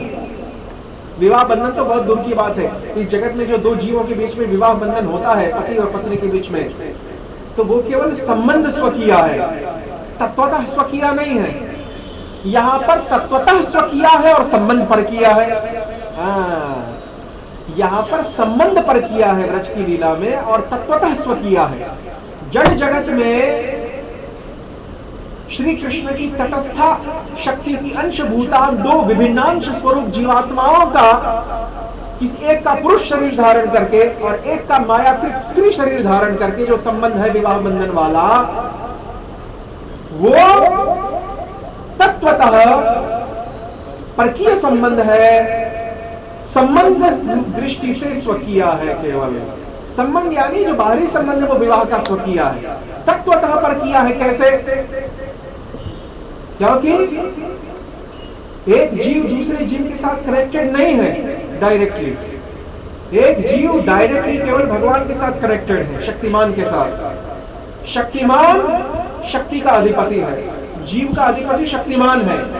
एक जीव का दूसरे जीव के साथ साक्षात संबंध नहीं है यहाँ पर, और वो भी मिथ्या संबंध है। शक्ति और शक्ति है दोनों, शक्ति शक्ति, इसीलिए तो संतुष्टि प्राप्त नहीं होती ना। आप देखिए दार्शनिक दर्शन शास्त्र की आवश्यकता क्यों आती है, इन्हीं चीजों को सुलझाने के लिए। जब तक वो गीता में कहा गया कि दुष्पूरेणा नलेन च, जो काम है ये यथै धांसी भस्मसात कुरुते यथा, और फिर ये कहा गया कि महाशनो महापापमा विद्येन विहवैरिणम, ये जो काम है इसका उदर इतना बड़ा है, इसका पेट इतना बड़ा है कि इसकी भूख प्यास कभी शांत नहीं होती, और जितना डालते जाओ और अधिक भड़कती जाती है। तो इसलिए रजनी रात्रि का अधिपति क्या है, रात्रि का हस्बैंड क्या, who is the husband of night, who is the husband of night, रात्रि का पति कौन है, रजनी का ईश कौन है, अंधकार। उस अंधकार के द्वारा फैलाई गई जो फिलॉसफी है भारत में, आप संकेत के द्वारा समझ जाइए हम किसकी बात कर रहे हैं, वो एकदम गलत। इसीलिए काम का और भड़कता जाता है। स्वयं ययाति स्वयं पूर्णवा इन बातों के साक्षी हैं, उनके उद्गार चेक कीजिए महाभारत में और भागवत के 9वें स्कंद में। तो इसीलिए रात्रि का पति तो अंधकार है, वो तो बात ही ऐसी करेगा अंधकार वाली, समझे ना। तो कहने का तात्पर्य यह है कि जो काम है ये भौतिक संसार में स्त्री पुरुष के वैवाहिक संबंध से, और विवाहिक हो या ना हो, स्त्री पुरुष के संबंध से क्यों संतुष्टि नहीं आती? क्योंकि वो शक्ति शक्ति का संबंध है। नेगेटिव पॉजिटिव होने चाहिए, पॉजिटिव पॉजिटिव, नेगेटिव नेगेटिव से क्या होगा? चुंबक का दृष्टांत है ना यहाँ पर। चुंबक का दृष्टांत जो देते हैं उसका जो चुंबक का जो दृष्टांत दिया गया है, तो क्या दोनों ही सकारात्मक जो पहलू हैं चुंबक के, वो कभी जुड़ते हैं? जबरदस्ती कोशिश करो। हम जब बचपन में छोटे थे, एक चुंबक हुआ करता था हमारे पास, तो खेलते समय हम जबरदस्ती कोशिश करते थे दोनों पहलुओं को सिरों को जोड़ने की, लेकिन वो नहीं जुड़ता था। तो उसी प्रकार से दोनों नकारात्मक पहलुओं को आप नहीं जोड़ पाएंगे, दोनों सकारात्मक पहलू, पॉजिटिव साइड दोनों नहीं जुड़ेंगे, दोनों नेगेटिव साइड, एक पॉजिटिव एक नेगेटिव रहेगा तभी काम बनेगा। तो भगवान शक्तिमान है और एक ईश्वर कृष्ण आर सब भृत्य, केवल शक्तिमान श्री श्याम सुंदर है और सभी, कोई तो उनकी अंतरंगा शक्ति है, कोई उनकी बहिरंगा है, कोई उनकी तटस्था है, तो हम उनकी तटस्था है। तो इसीलिए तटस्था शक्ति आपस में जो है कितना भी प्रयास करे, मेल मिलाप कदापि नहीं होगा। इसीलिए यही तो संसार बंधन का मूल, यही तो धर्म है। जो इस बात को समझ गया वो फिर सब समझ जाता है। तो इसीलिए कहने का तात्पर्य है कि दर्शन शास्त्र जो है हर बात कहते हैं कि ब्रह्मचर्य ब्रह्मचर्य, अरे ब्रह्मचर्य तो चिल्लाने से क्या होगा? आप पहले इसके रहस्य को समझो कि ब्रह्मचर्य क्यों कहते हैं कि कृष्ण संतुष्टि के लिए सुख भोगों का त्याग। भक्ति रसामृत सिंधु में प्रारंभिक 20 अंगों में से एक अंग बताया, और सबसे बड़ा सुख भोग क्या है? जो ब्रह्मचर्य के द्वारा जिसका त्याग होगा। तो कहने का तात्पर्य यही है, लेकिन ये सब बातें भी फिर ऊपर ऊपर की है। अंततः जो दार्शनिक सिद्धांत है वो क्या है? अंततः दार्शनिक सिद्धांत ये है, द रियल रीजन, कि शक्ति शक्ति का मिलाप कदापि आनंद नहीं देगा, शक्ति शक्तिमान का संबंध ही आनंद देगा। इसीलिए जीव गोस्वामी पाद तत्व संदर्भ में सिद्ध करते हैं कि रश्मि सूर्यवत, सूर्य और उसकी रश्मियां उसी प्रकार से तटस्था शक्ति की अंश स्वरूपा जीवात्माएं और उनका संबंध शक्तिमान के साथ वही वास्तव में परम संतुष्टि प्रदान करता है। अन्य समस्त संबंध तो वैसे ही है। प्रश्न कि हमारे गुरुदेव यदि नित्य सिद्ध न होकर साधन सिद्ध या कृपा सिद्ध है, और यदि तटस्था शक्ति के अंशभूत जीव है, और फिर ये कहा गया कि यस्य देवे पराभक्ति यथा देव तथा गुरौ तस्यैति कथिता ही अर्थाः प्रकाशन्ते महात्मनः श्रुता और कठ उपनिषद, कि जिस प्रकार की भक्ति श्री भगवान के साथ ठीक उसी प्रकार की भक्ति अपने गुरु में रखो। तो इसका मतलब तो ये हो गया कि जिस प्रकार का संबंध शक्तिमान के साथ उसी प्रकार का शक्ति के साथ रखो। अरे यदि गुरु नित्य सिद्ध परिकर है तो भी तो अंतरंगा शक्ति ही सिद्ध होते हैं ना, और यदि साधन से कृपा सिद्ध है तो तटस्था शक्ति सिद्ध होते हैं। तो ये कहा ना कि गुरु के साथ उस प्रकार का संबंध रखो। अरे वास्तव में आप समझिए, गुरु के अंदर जो गुरुत्व है उसके साथ वो संबंध रखना है जो भगवान के साथ रखा जाता है। भगवान के साथ जिस प्रकार का संबंध रखा जाता है, शक्तिमान के साथ शक्ति का जो संबंध है, उस प्रकार का संबंध गुरु के गुरुत्व के साथ रखना है। और गुरु का जो गुरुत्व है वो ना तटस्था शक्ति की देन है ना अंतरंगा शक्ति, वो गुरु का जो गुरुत्व है वो साक्षात श्री कृष्ण संचारित करते हैं क्वालिफाइड महाभागवत में। ये हमने समझाया था भागवत सप्तदिवसीय भागवत सत्र के दौरान, जब एक दिन गुरु तत्व की चर्चा हुई थी। जिस प्रकार से सूर्य अपनी किसी ज्योति को किसी एक छोटे से कमरे में डाले, सूर्य अपनी एक किरण को किसी एक छोटे से कमरे में डाले, तो उसी प्रकार से अखंड जगत गुरु भगवान श्री कृष्ण, कृष्ण वंदे जगत गुरु, पद्म पुराण का श्लोक, अखंड जगत गुरु भगवान श्री कृष्ण अपनी छोटी सी जो थोड़ी सी जो अल्प जो गुरुत्व शक्ति है उसको जब किसी महाभागवत के अंदर संचारित करते हैं तो वो गुरु बनता है। तो उस गुरुत्व के साथ जो है वो भक्ति का संबंध रखना है जो भगवान के साथ है। क्योंकि भगवान ने क्या कहा कि आचार्य मां विजानिया, आचार्य मेरा स्वरूप है। किस प्रकार से मेरा स्वरूप है? क्या हम और आचार्य तत्वतः एक है? नहीं। पंचम मूल जगत गुरु तो यही कहते हैं कि मैं और कृष्ण तत्वतः एक हैं। जो पंचम मूल जगत गुरु है, इस समय सनातन धर्म के नाम नहीं लेना चाहूंगा, वो तो यही कहते हैं कि हम और जो श्री श्याम सुंदर है वो तत्वतः एक है। इन शास्त्रों के श्लोकों का आड़ लेकर आचार्य इमाम विजानियन आदियों का मिस इंटरप्रिटेशन करते हुए, गलत अर्थघटन करते हुए, वास्तविक अर्थघटन क्या है कि श्री भगवान कि गुरुत्व शक्ति से जब भक्त संचारित होता है, आविष्ट होता है, तो वो गुरु बनता है। तो उस गुरुत्व शक्ति के साथ वो संबंध है। ये कहा गया कि जन्मों जन्मों जो है हमारा गुरुदेव के साथ नित्य संबंध है। अरे हो सकता है कि अगले जन्म में गुरुदेव कोई और मिले, यदि हमारी साधना पक्की ना हुई तो हमारे इस जन्म के गुरुदेव ना भी रहे, वो जीव ना होकर किसी दूसरे जीव को हमारे गुरुदेव के रूप में भेजे, तो क्या है? तो उस गुरुत्व के साथ हमारा नित्य संबंध है, पर्टिकुलर गुरु के साथ नहीं। तो इसीलिए इन सब कारणों को देखते हुए, हाँ वो अलग बात है नित्य सिद्धों की। प्रतिमंजरी रघुनाथ दास कहती है विलाप कुसुमांजलि में कि मैं तो जो है रूप मंजरी की अनुगता हूँ, वो अलग बात है, वो तो नित्य सिद्ध है, इसलिए उनका नित्य संबंध है एक दूसरे के साथ। यहाँ पर जब हम साधक हैं तो हो सकता है कि अगले जन्म में हमारे गुरु बदल जाए, लेकिन वो गुरुत्व एक रहता है। तो उस गुरुत्व के साथ जो भगवान का अंश है उसके साथ हमारा वैसा भक्ति भाव होना चाहिए जैसा भक्ति भाव हमारा भगवान के प्रति है। इसीलिए वो शक्ति वाली बात यहाँ पे नहीं आती है, शक्तिमान वाली की बात अंत में जाकर सिद्ध होती है। तो शक्ति और शक्तिमान का जो संबंध है वो ही वास्तव में उचित संबंध है ऑन्टोलॉजिकल। तो भौतिक संसार में क्या है, संबंध तो स्वकीय है लेकिन तत्वतः पर किया है, इसीलिए मेल मिलाप होता नहीं है, कभी मतभेद रहते हैं और मनमुटाव भी रहता है और कभी सुख शांति नहीं आ पाती है, चाहे जितना मर्जी प्रयास कर रहे हैं। इतिहास के पन्ने उठाकर देख लीजिए, रोमियो जूलियट से आज तक, लैला मजनून से आज तक। तो इसीलिए कहने का तात्पर्य ये है कि जो ब्रज का जो संबंध है वह कैसा है, वह इस प्रकार का है कि जो नित्य सिद्धा गोपियां हैं और खास करके साधन सिद्धा वो भी, लेकिन नित्य सिद्धा खास करके जो नित्य सिद्धा गोपियां हैं वो श्री भगवान की स्वकीयां हैं, अपनी है, अंतरंगा शक्ति है।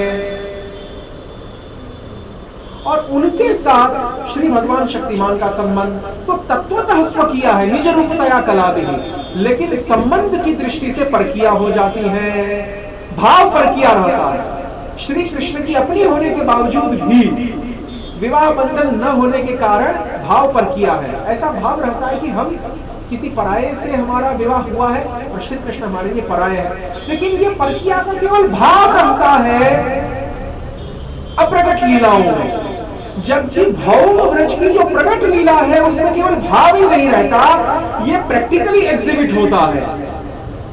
चंद्रावली का विवाह गोवर्धन मल्ल से, राधा का विवाह अभिमन्यु गोप से, प्रैक्टिकली एग्जिबिट होता है। इसीलिए जो प्रकट ब्रज की जो लीला है उसमें कुछ विशेषताएं हैं। फिर स्तनपान आदि जो लीलाएं हैं वो भी केवल प्रकट ब्रज की लीला में संभव है, इस आचार्यों ने बताया है। लेकिन फिर भी वो जो तथाकथित गौड़ीय विद्वान है जो वांताशी बन चुके हैं वो अड़ गए अपनी बात, हम क्या करें। तो इसलिए कहने का तात्पर्य यह है कि उनकी मूर्खता में हमें हास्य आता है। और श्रीमद् भागवत को उठा के देखिए, श्रीमद् भागवत में शुकदेव मुनि ने 4 शब्द का प्रयोग किया, परीक्षित ने भी 4 शब्द का प्रयोग किया। 4 किसे कहते हैं, जो विवाह बंधन में ना हो। तो इससे भी सिद्ध होता है कि प्रकट ब्रज की लीला में जो रास लीला हुई, ब्रज गोपियों का कृष्ण के साथ जो संबंध हुआ वो 4 भाव का संबंध था, वो वैवाहिक संबंध नहीं था। संबंध स्वकीय वाला नहीं था, संबंध परकिया वाला था। इसीलिए भागवत परकिया संबंध को पुष्ट करता है, भागवत जो है परकिया संबंध को पुष्ट करता है। इसीलिए गौड़ीय संप्रदाय की जो परकिया उपासना है वो भागवत के ऊपर आधारित है। निम्बार्क संप्रदाय की जो स्वकीय भाव वाली उपासना है, देखिए तत्वतः तो हम स्वकीय हैं, लेकिन संबंध की दृष्टि से हम परकिया को मानते हैं। वो लोग क्या है, तत्वतः और संबंधतः दोनों दृष्टि से स्वकीय मानते हैं, निम्बार्क आदि, हरिवंश आदि। तो ये लोग, इनकी जो बात है वो भागवत के द्वारा समर्थित नहीं है। दूसरी बात ये कहना कि प्रकट ब्रज की लीला का वैशिष्ट्य ये है कि यहाँ पर केवल अभिमान नहीं रहता परकिया वाला, यहाँ पर वो परकिया वाला अभिमान प्रैक्टिकली डेमोन्स्ट्रेट होता है। किस प्रकार से कि वो पति जो है यहाँ पर दिखाई देते हैं गोपियों के, अभिमन्यु गोप दिखाए, चंद्रा गोवर्धन मल्ल दिखाए, सभी गोपियों के अपने अपने पति दिखाई देते हैं और उन गोपियों के साथ उनका विवाह होता है। स्पर्श भले ही न हुआ हो कभी, और जिन गोपियों का स्पर्श हो गया वो कभी इस देह के द्वारा रासलीला में प्रविष्ट नहीं हुई, उन्होंने ध्यान के द्वारा अपने शरीर को त्याग दिया। वो ध्यान भी कृष्ण चिंतनात्मक ध्यान था। रास पंचाध्याय में उल्लेख है कि नहीं, उल्लेख है। तो इस प्रकार से अभी देखिए उज्ज्वल नीलमणि में रूप गोस्वामी पाद कहते हैं कि जो नित्य सिद्धा गोपियां हैं, राधा ललिता विशाखा आदि, उनका तो अपने पति गोपियों के साथ कभी भी फिजिकल टच, शारीरिक संस्पर्श नहीं हुआ। इसलिए उज्ज्वल नीलमणि में रूप गोस्वामी पाद कहते हैं कि न जातु ब्रज देवीनां पतिभिः सहसंगमः, ब्रज देवियों का, नित्य सिद्धा ब्रज गोपियों का अपने अपने पतियों के साथ विवाह होने पर भी संगम नहीं हुआ, स्पर्श नहीं हुआ, जबकि वो पति श्याम सुंदर के अंश थे। तो भी ये सब बातें, तो ये सब आपको अप्रकट लीलाओं में देखने को नहीं मिलेगा। ये सब जानते हुए भी केवल ईर्ष्यावशतः, मात्सर्यवशतः वो जो मान्ताशी है, संन्यास आश्रम से च्युत होकर रस तत्व की बात करने वाले, वो अपनी बात पर अड़ गए। इन बातों को जानते हुए इसलिए मूर्खों के साथ क्या अधिक प्रलाप करें, नहीं तो हम भी गर्दभ बनने लगे, गर्दभों के साथ बातचीत करने लगे। कहने का तात्पर्य यह है कि यहाँ पर भागवत की रास पंचाध्यायी में कहा गया कि पति सुतान्वा या भ्रातृबांधवान, गोपियां कह रही है कि हमारे पति हैं, हमारे पुत्र हैं। तो किन गोपियों के पुत्र हैं? नित्य सिद्धा गोपियों के नहीं, साधन सिद्धा, कृपा सिद्धा गोपियों के, और उनमें भी वही गोपियां जिनका अपने पतियों के द्वारा स्पर्श हुआ था, उन गोपियों के पुत्र जन्मे। और वो गोपियां अपने इस देह से श्याम सुंदर को स्पर्श नहीं कर पाई। इससे भी एक बहुत बड़ा संकेत मिलता है नैष्ठिक ब्रह्मचर्य का पालन करने वाले जो साधक भक्त हैं उनके लिए एक बहुत बड़ा संकेत है यहाँ पर। तो कहने का तात्पर्य शरीर छोड़ना ही पड़ा, फिर जाकर शुद्ध देह से श्याम सुंदर की प्राप्ति हुई है। तो आप समझ सकते हैं कि क्या महिमा है ब्रह्मचर्य। विवाह होने के बाद भी जिन गोपियों का पतियों के साथ स्पर्श नहीं हुआ, वही केवल स्पर्श कर सके श्याम सुंदर का। लब्धा शशांक उद्गार रजवल्लभी नाम, कंठों गल बहिया का जो सौभाग्य मिला है, गल बहिया तो उन्हीं गोपियों को प्राप्त हुआ। तासाम मध्य द्वयोर्द्वयो, दो गोपी के बीच में एक, तासाम मध्य द्वयोर्द्वयो। तो इसीलिए जो यहाँ पर आशा है पति सुतान्वय, पति है गोपियों के, प्रकट लीला में पति है, और यही प्रकट लीला की विशेषता है जो अप्रकट लीला में नहीं दिखाई देती। इसलिए भागवत प्रकट लीला का वर्णन करता है। भागवत दो प्रकार की जो अप्रकट लीलाएं हैं, भौम व्रज की अप्रकट लीला और नित्य गोलोक वृंदावन की चिदाकाश स्थित अप्रकट लीला, उसका वर्णन भागवत नहीं करता। भागवत केवल भौम वृंदावन की प्रकट लीला का ही वर्णन करता है। और भागवत ने जिस लीला का वर्णन किया वही सर्वश्रेष्ठ लीला मानी गई गौड़ीय संप्रदाय में। इसीलिए हमारा ये कहना अपने निबंध में कि सर्वश्रेष्ठ लीला प्रकट लीला है ब्रज की, युक्ति संगत। भागवत में जिस ब्रज लीला का वर्णन हुआ, जिस कृष्ण लीला का वर्णन हुआ, वो प्रकट द्वारका की लीला है, वो प्रकट वो भौम द्वारका की प्रकट लीला है, भौम वृंदावन की प्रकट लीला है, भौम मथुरा की प्रकट लीला है। इसीलिए वो सर्वश्रेष्ठ है। उन लीलाओं का तो वर्णन हुआ ही नहीं है भागवत। नित्य लीला ऊपर वाली और नित्य लीला यहाँ वाली जो अप्रकट है, दोनों का वर्णन नहीं हुआ भागवत में। तो इन कारणों से भागवत जिस लीला का वर्णन करे वो सबसे अधिक विशेष। इन बात को जो है वो अहंकारी लोग नहीं समझते हैं। मानते ये है कि अरे अंतरराष्ट्रीय कृष्ण भावना में तो संत के लोगों को क्या पता है रस तत्व के बारे में, ये तो कम हम लोगों ने इसका तो ठेका ले रखा। हम जो लोग हैं कुछ और हमारे जो गुरुदेव थे 2-3 वर्ष पहले जो चले गए, हम लोगों ने एक ठेका ले रखा है रस तत्व को समझाने का। अंतरराष्ट्रीय कृष्ण भावना में संत वाले तो ऐसे लोगे होते हैं, लेकिन अब उनको कदाचित पता चल जाएगा कि श्रील प्रभुपाद की जो परंपरा है उनकी ऐसी तैसी नहीं है। और श्रील प्रभुपाद जी ने जो कार्य किया वो उनको किसी गुरु भ्राता भी नहीं कर पाए। और फिर तुम तो उनके गुरु भ्राता के शिष्य भी नहीं हो, तुम तो उनके गुरु भ्राता के शिष्य हो। इसलिए कहने का तात्पर्य यह है। और फिर देखिए दूसरा बड़ा अपमान प्रभुपाद जी का कि अपने गुरु प्रभुपाद जी को अपने गुरु के समकक्ष ला रहे हैं, जबकि उनके जो गुरु हैं वो तो प्रभुपाद जी के सेकंड जनरेशन में आते हैं। फिर भी ये कह रहे हैं कि हमारे गुरु और प्रभुपाद जी दोनों मित्र हैं। अरे प्रभुपाद जी तो वास्तव में तुम्हारे जो दादा गुरु हैं उस लेवल पे हैं और तुम उसको अपने गुरु के लेवल पे ला रहे हो। इस मर्यादा को भी तुम भूल गए, तो बड़ी बड़ी बातें कर रहे हैं। इसलिए कहने का तात्पर्य ये है कि इस प्रकार से जो यहाँ पर जो तत्व जो समझाया गया है स्वर्गीय परकीय वाला, तो अवतारानुचरित श्री भगवान जब अवतरित होते हैं इस पृथ्वी तल पर, when he descends downward, तो 3 प्रकार की लीलाओं के बारे में हमने अभी समझा दिया। तो उनमें से जिनका अवतार होता है केवल अवतरण वाली लीलाओं का भागवत ने उल्लेख किया। इसलिए प्रकट व्रज प्रकट लीलाएं जो होती है भौम धामों की, वही अवतार वाली लीलाएं भौम धामों की, चाहे वो भौम अयोध्या हो, भौम द्वारका हो, भौम मथुरा हो, भौम वृंदावन हो। भौम धामों की जो प्रकट लीलाएं हैं वो ही अवतार वाली लीलाएं हैं। भौम धामों की अप्रकट लीला और चिदाकाश स्थित धामों की जो प्रकट लीला है वो अवतरण वाली लीलाएं नहीं है। इस बात का स्पष्टीकरण करने के लिए हम ये सब मीमांसा में चले गए। तो अवतारानुचरिता जो अवतार वाली लीलाएं हैं वो ही भागवत में वर्णित हुई और उसको ईशानी कथा कहा गया। हरेश चास्यानुवर्ती नाम, और केवल श्री भगवान के अवतरणों की लीला नहीं, परंतु श्री भगवान की अनुवर्ती जो उनके भक्त हैं, वास्तव में तो भगवान ही भक्तों के अनुग है, क्योंकि कहा गया है, क्या कहा गया है, अनुग्रहाम्यहं नित्यम अनुव्रजाम्यहं नित्यम पूययेत्यं हृदयोगी। जो मेरे शुद्ध प्रेमी भक्त हैं, जो कृष्णा कृष्णी प्रेमा भक्ति से संबंधित जिनका हृदय है, उनके पीछे पीछे में चलता रहता हूं ताकि वो आगे जाए और वो मुझे न देख पाए। अलक्षित रूप से मैं उनके चरणों की रज को अपने हस्त से उठाकर अपने सिर पर डालूं। राधे स्मर गरल खंडनम शिरसि मंडनम देहि पद पल्लव मुदारम। गीत गोविंद काव्य में हमारे उत्तर देशीय जो जयदेव गोस्वामी पाद है उन्होंने लिखा, राधे देहि पद पल्लव मुदारम, हे राधे तुम अपने चरणों को मेरे सिर पे रखो। इसको पहले तो बेचारे समझा गए जयदेव गोस्वामी जी, लेकिन बिल्कुल भगवान ने आके जो है वो लिख दिया।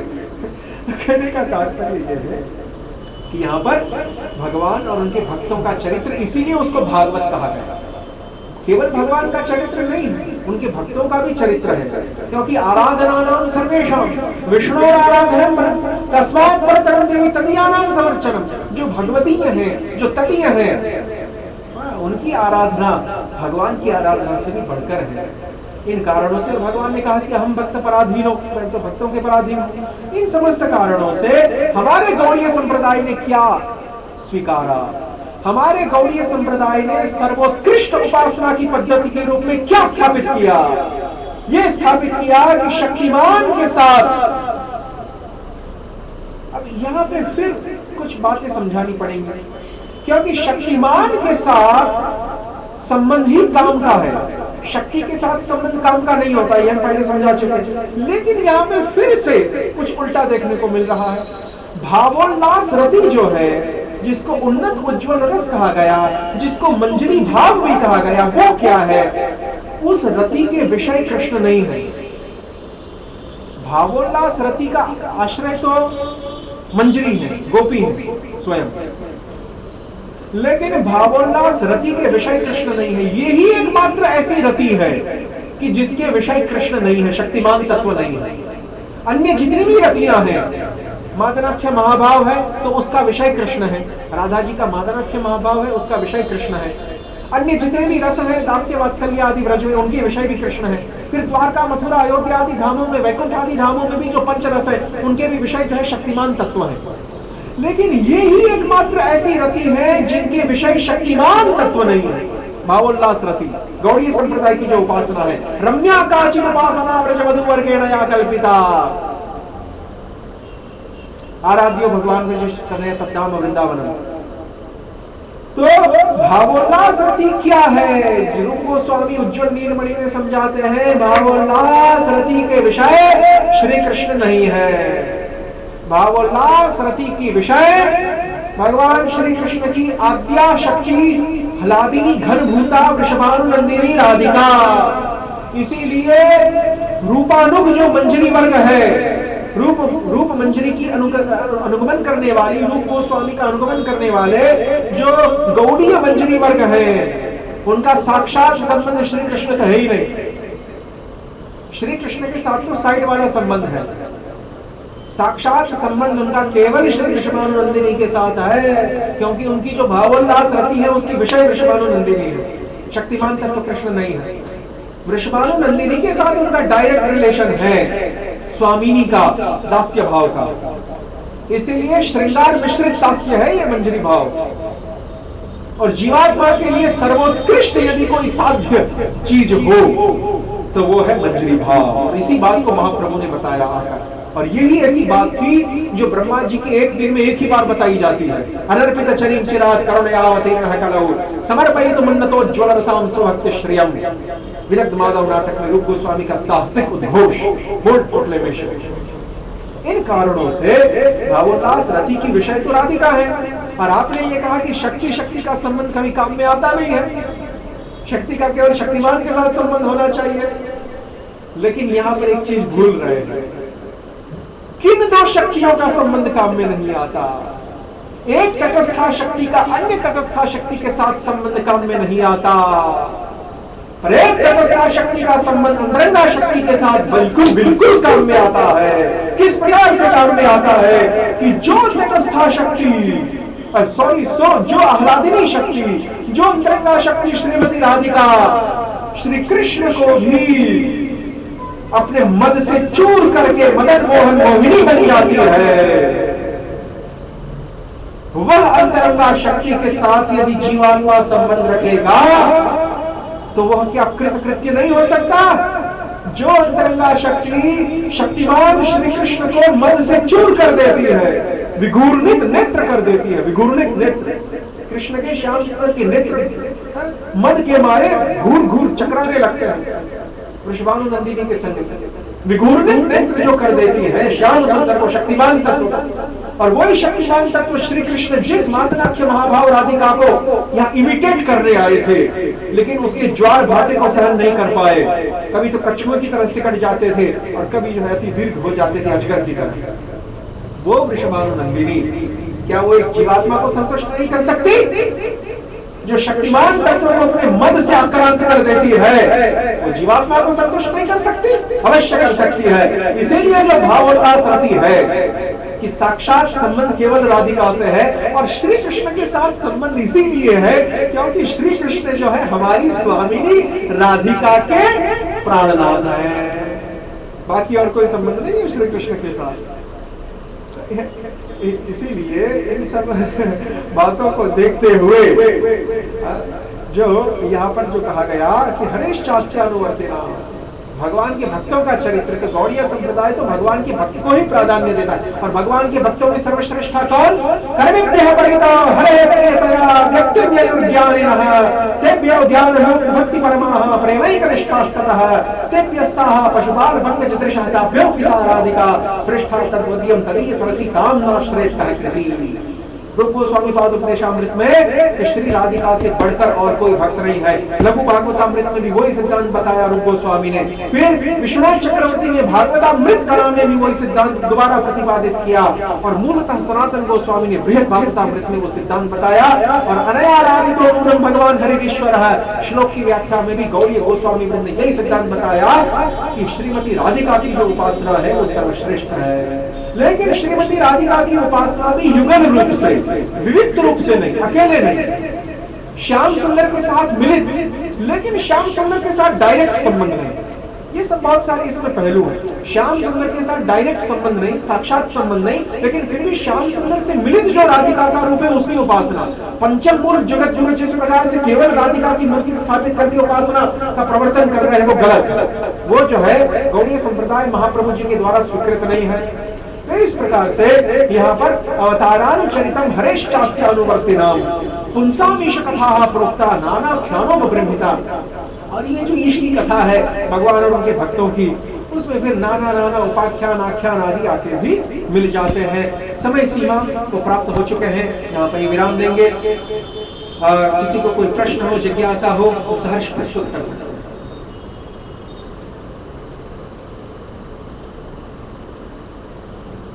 भागवतम में वैष्णवता शंभु ये सब भक्तों में महान शंभु है। निम्नगानाम यथा गंगा देवानाम अच्युतो यथा पुराणानाम श्रीमद्भागवतम वैष्णवानाम यथा शंभु। नदियों में जिस प्रकार से गंगा श्रेष्ठ, देवों में अच्युत श्रेष्ठ वासुदेव, उसी प्रकार से पुराणों में भागवत श्रेष्ठ और वैष्णव में शंभु शंकर श्रेष्ठ।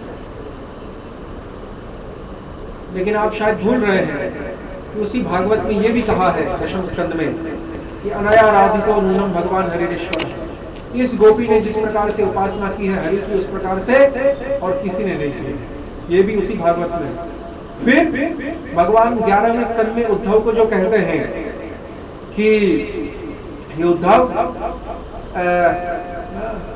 तुम तो जिस प्रकार से जो लक्ष्मी जी हैं वो भी मुझे उतनी प्रिय नहीं है, संकर्षण जो बलराम है वो भी मुझे उतने प्रिय नहीं है, मेरी आत्मा नैवात्मा चयथा भगवान, मेरी आत्मा स्वयं की भी मुझे इतनी प्रिय नहीं है कि जितना कि उद्धव तुम मुझे प्रिय हो। तो इसका मतलब ये है कि यहाँ पर उद्धव सर्वश्रेष्ठ मानेगा। भगवान अपनी आत्मा से भी उद्धव को ज्यादा प्रिय बता रहे हैं, उद्धव सर्वश्रेष्ठ। लेकिन फिर वही उद्धव क्या कहते हैं भागवत में ब्रह्मण गीत के समय, आसाम हो चरण रे जुषाम हम श्याम वृंदावने किमपि दुर्लभतौ औषधीराम। वृंदावन में तो ये झाड़ी बन के भी यदि मैं एक तिनका बन के भी यदि मुझे सौभाग्य प्राप्त हो तो मेरे लिए बहुत बड़ी बात है। क्यों? ब्रह्मा जी भी वैसे ही प्रार्थना करते हैं। भक्ति विनोद ठाकुर ने भी कहा तो या पदे कीट बन के भी जो है तुम्हारा दास रहना चाहूंगा। ब्रह्मा जी भागवत में भी वही बात कहते हैं। उद्धव जी कहते हैं कि उन गोपियों की कम से कम चरण रेणु तो मेरे ऊपर पड़ती रहेगी यदि मैं झाड़ी के रूप में। इसलिए उद्धव कुंड जो है गिरिराज राधा कुंड के पास, वहाँ पे आज भी उद्धव जी है अलक्षित भाव से। एक रूप से बद्रिकाश्रम में है, एक रूप से उद्धव कुंड में है। बद्रिकाश्रम में है वो बात स्कंद पुराण समर्थित करता है। इन कारणों से कहीं तो उद्धव को जो है भगवान बताते हैं कि सर्वश्रेष्ठ है, मेरी आत्मा से भी मुझे अधिक प्रिय है, और कहीं जो है फिर वही उद्धव जो है गोपियों की महिमा कहने लगते हैं। फिर गोपियां भी स्वयं, फिर भगवान कहते हैं कि अन्य समस्त भक्तों का ऋण तो मैंने चुका दिया, ये यथा माम प्रपद्यन्ते ताम तथैव भजाम्यहम, गीता की श्लोक के अनुसार अन्य समस्त भक्तों का तो मैंने ऋण चुका दिया, लेकिन आप लोगों का ऋण मैं नहीं चुका पाया। न पा रहे हम निर्वद्य संयोजन कुरुक्षेत्र के मिलन के समय। तो क्या गोपियों का सर्वश्रेष्ठत्व सिद्ध होता है या नहीं?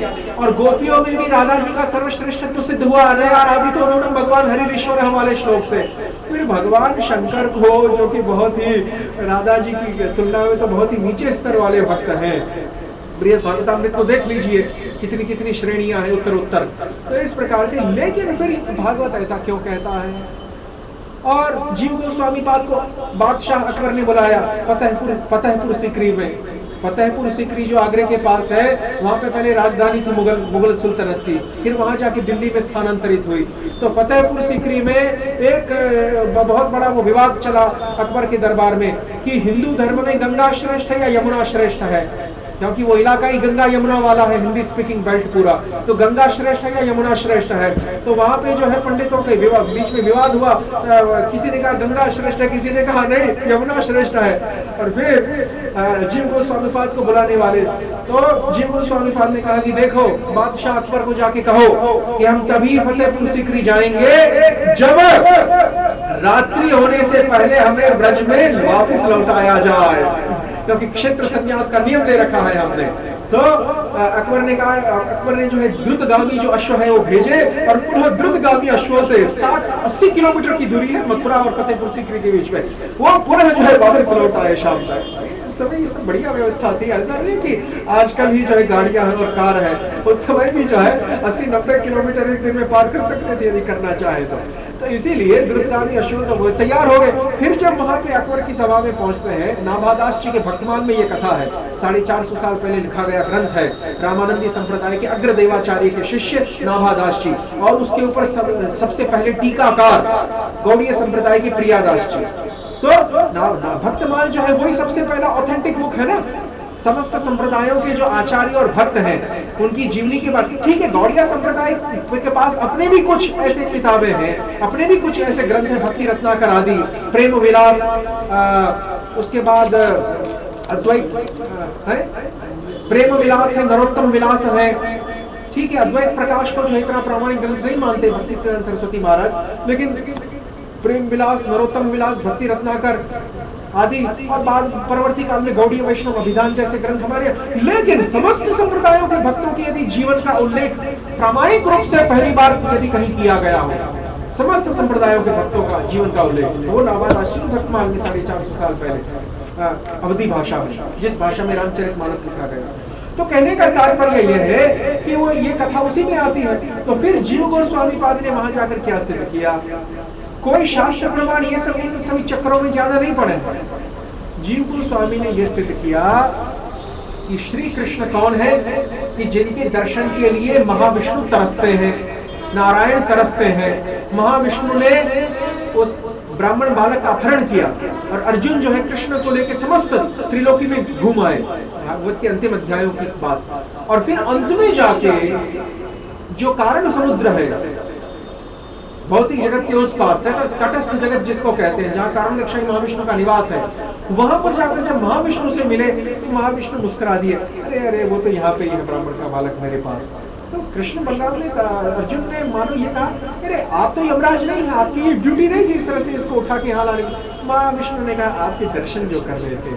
क्यों?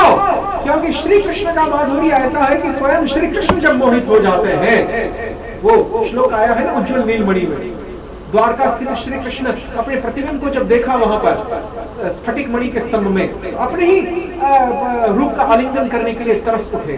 तो श्री कृष्ण का जो माधुर्य है वो स्वयं श्री कृष्ण को जब मोहित करता है, तो फिर महाविष्णु की क्या बात करें। महाविष्णु कृष्ण के माधुर्य का आस्वादन करना चाहते थे, इसलिए बहाना बना के उनको वहां बुलाया है। तो नारायण से तो श्रेष्ठ है ही श्री कृष्ण। नारायणो अंग नरभूजला, ब्रह्मा जी कहते हैं नारायण तो आपके अंग है, अंश है, कृष्ण तो भगवान स्वयं। तो नारायण और रस की दृष्टि से भी श्रेष्ठ है। तो नारायण से जब श्रेष्ठ है श्री कृष्ण, तो गंगा तो नारायण की पटरानी है ना, ब्रह्मवैवर्त पुराण के आधार पर। श्री कृष्ण की पटरानी तो है नहीं। श्री कृष्ण की पटरानी कौन है? श्री कृष्ण की पटरानी कालिंदी यमुना है। और गंगा तो यों देखने जाए तो कृष्ण की दासी है, क्योंकि भगवान के चरणों का धोवन जल है। चरणों में कौन रहती है? दासी रहती है। ये तो दासी है। लक्ष्मी भी वैसी अर्धांगिनी है, लेकिन वो भी दासी है लक्ष्मी, क्योंकि वो भी पाद संवाहन करती रहती है। उसी प्रकार से जो गंगा है वो तो दासी है, और कालिंदी यमुना तो पटरानी है। तो दासी का स्थान श्रेष्ठ है या पटरानी का स्थान श्रेष्ठ है? और पटरानी भी श्री कृष्ण की, नारायण की नहीं, यमुना श्री कृष्ण की पटरानी है, और इधर गंगा तो दासी है। बस इतना सिंपल लॉजिक अप्लाई किया जीव गोस्वामी। देखिए तत्व संदर्भ में समस्त महाप्रभु से इतर जितनी भी विचारधाराएं, महाप्रभु चैतन्य देव से भिन्न जितनी भी विचारधाराएं हैं, फिर उसमें समस्त वैष्णव संप्रदाय भी आ गए। अन्य मायावादियों की बात छोड़िए, पूर्व मीमांसकों की, न्याय वैशेषिक वालों की, बौद्ध जैनों की बात छोड़िए, वैष्णव संप्रदाय भी आ गए। महाप्रभु से भिन्न जितनी भी विचारधाराएं हैं, सबको यदि एक स्ट्रोक में खत्म कर दिया हो जीव गोस्वामी पाद ने, जो चाबी नहीं मिल रही थी ना, वो चाबी नहीं मिल रही थी, वो कुंजिका नहीं मिल रही थी। सनातन धर्म इतनी भारी उलझन बनकर प्रस्तुत हो रहा था कि तमाम संप्रदाय अपनी अपनी बातों को सिद्ध करने के लिए क्या क्या लंबे चौड़े तरीके अपनाते रहे। कोई सीधी जो क्लियर कट चाबी नहीं मिल रही थी, कोई शॉर्टकट रास्ता नहीं मिल रहा था। उस चाबी को जीव गोस्वामी पाद ने ढूंढ निकाला। इसीलिए ये कहना कि जीव गोस्वामी पाद यानी शंकर रामानुज मध्व निम्बार के समकालीन होते तो ये कोई भी नहीं चमक पाता। ये अक्षरशः सत्य है, अक्षरशः सत्य है, ये अतिशयोक्ति नहीं है। This is not exaggeration, this is 100% literally true. Shri जीव प्रतिभा जगत विजयिनी सर्वैर दिया धार्यता। इस जीव गोस्वामी की प्रतिभा को हम अपनी बुद्धि के द्वारा धारण करें। कहने का तात्पर्य यह है कि श्री जीव गोस्वामी पाद ने क्या मास्टर स्ट्रोक अपनाया।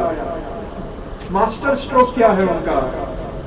एक ही मास्टर स्ट्रोक को अपनाने से जितनी भी सनातन धर्म की उलझने थी, इसीलिए प्रबोधानंद सरस्वती पाद का ये कहना चैतन्य चंद्रामृतम में कि तावत् ब्रह्म कथा विमुक्ति पदवी तावन्न तिक्ति भवे तावच्चापि विशृंखलत्वं वयते नो लोकवेद स्थितिः तावत् शास्त्रमिदं मिथुन कलकलो नाना बहिर्वर्त्मसु श्री चैतन्य पदाम्बुज प्रिय जनो यावन्न दृग्गोचरः। श्री चैतन्य चरणारविंद के चंचलिक स्वरूप प्रिय भक्तों का जब तक, गौड़ीय भक्तों का जब तक दर्शन नहीं होता प्राप्त, तब तक ही विभिन्न संप्रदायों के, विभिन्न मत मतांतरों के, विभिन्न दर्शन तथा वादवादियों के अवलंबनकारी जो पंडित मंडली है, उनके बीच में शास्त्रार्थ महारत चलता रहता है, आपस में कलह चलता रहता है। जब चैतन्य के प्रियजन का दर्शन हो जाता है तो कलह शांत हो जाता है। क्यों? क्योंकि जीव गोस्वामी पाद ने ऐसा मास्टर स्ट्रोक अपनाया है जिसकी कोई काट नहीं, आज तक काट नहीं। वो क्या है? पहले प्रमाण तत्व को ही परिष्कृत कर दिया, अपने आप प्रमेय तत्व परिष्कृत हो गए। एविडेंस के ऊपर ही तो ज्ञान आधारित होता है, प्रमाण के ऊपर ही प्रमाण अथवा प्रमेय आधारित है। यदि एविडेंस आंख ही नहीं है तो रूप का ज्ञान भला कैसे होगा? उसी तरह से प्रमाण ही नहीं है तो जो सिद्धांत है, जो प्रमेय है, वो कहां से निकालेंगे? तो प्रमाण तत्व को जो स्थिर किया, प्रमाण तत्व को जो स्पष्ट किया, श्रीमद् भागवतम प्रमाणमवलम प्रेमार्थो महान, तत्व संदर्भ के आधे भाग में, पहले वाले आधे भाग में प्रमाण तत्व की ही मीमांसा हुई। एक बार श्रीमद् भागवत रूपी प्रमाण को जब स्पष्ट कर दिया, स्थिर कर दिया, तब आगे सनातन धर्म की जितने भी मत मतांतर है वो अपने आप धराशायी हो गए इस मास्टर स्ट्रोक से। और फिर भागवत को भी किस तरह से इंटरप्रेट किया जीव गोस्वामी, क्योंकि षट संदर्भ क्या है, भागवत संदर्भ क्या है? भागवत संदर्भ है श्रीमद् भागवत की दार्शनिकता को बताने वाला ग्रंथ। ऐसा ग्रंथ किसी ने नहीं, ठीक है, अन्य आचार्यों ने, अन्य संप्रदाय के आचार्यों ने, वल्लभाचार्य हो, कोई भी हो, विजय ध्वज हो, वीर राघव हो, श्रीधर स्वामी हो, समस्त संप्रदाय के आचार्यों ने भागवत पे क्रमपूर्वक टीका तो लिखी, लेकिन भागवत पे कोई ऐसा ग्रंथ नहीं लिखा जो भागवत के आधार पर भागवत के तात्पर्य का निर्णय करने वाला हो। ऐसा स्वतंत्र प्रकरण ग्रंथ केवल सनातन धर्म के इतिहास में अब तक एक ही है, और वो है भागवत संदर्भ, षट संदर्भ। इसीलिए भागवत के तात्पर्य का निर्धारण जीव गोस्वामी पाद षट संदर्भ में करते हैं। इसीलिए गौड़ीय मत ही वास्तव में सर्वथा सुसंगत मत है और समस्त त्रुटियों से मुक्त है और पूर्ण विकसित मत है, पूर्ण विकसित। ये मास्टर स्ट्रोक यहाँ पर बताया। तो हम जो कह रहे थे, क्या कह रहे थे? हाँ, वैष्णवानाम यथाशंभु। तो देखिए कितना सिंपल लॉजिक है कि ये पटरानी है और वो दासी है, और पंडित मंडली अवाक रह गई। ये सोचते नहीं, अरे हम तो तरह तरह के यहाँ पर तर्क वितर्क उठा रहे थे। कोई पंडित जो है गंगा की महिमा की किसी शास्त्र का प्रमाण, कोई यमुना की महिमा में किसी शास्त्र का प्रमाण, अरे लेकिन ये बात तो किसी के दिमाग में नहीं आई कि ये पटरानी और वो दासी है, तो पटरानी का जो महत्व है वो स्वाभाविक है ज्यादा। तो इसीलिए इन्हीं बातों को लेकर जीव गोस्वामी कमाल कर गए हर बार। भागवत को जो सर्वश्रेष्ठ सिद्ध किया, उसके द्वारा अपने आप ही सब मत मतांतर आधे तो अपने आप ही मूर्छित हो गए, और बचे खुचे जो आधे थे उनको फिर आगे प्रमेय तत्व की मीमांसा में मूर्छित कर दिया। कृष्ण संदर्भ में रामानुज संप्रदाय मूर्छित हो गया, कृष्ण संदर्भ में। भक्ति संदर्भ में जो है ज्ञान मार्ग वाले शंकर वाले मूर्छित हो गए। प्रीति संदर्भ में जो है मध्व वाले मूर्छित हो गए। मध्व वाले कृष्ण प्रेम को पंचम पुरुषार्थ को मान्यता नहीं देते, तो वहां मध्व वाले मूर्छित हो गए।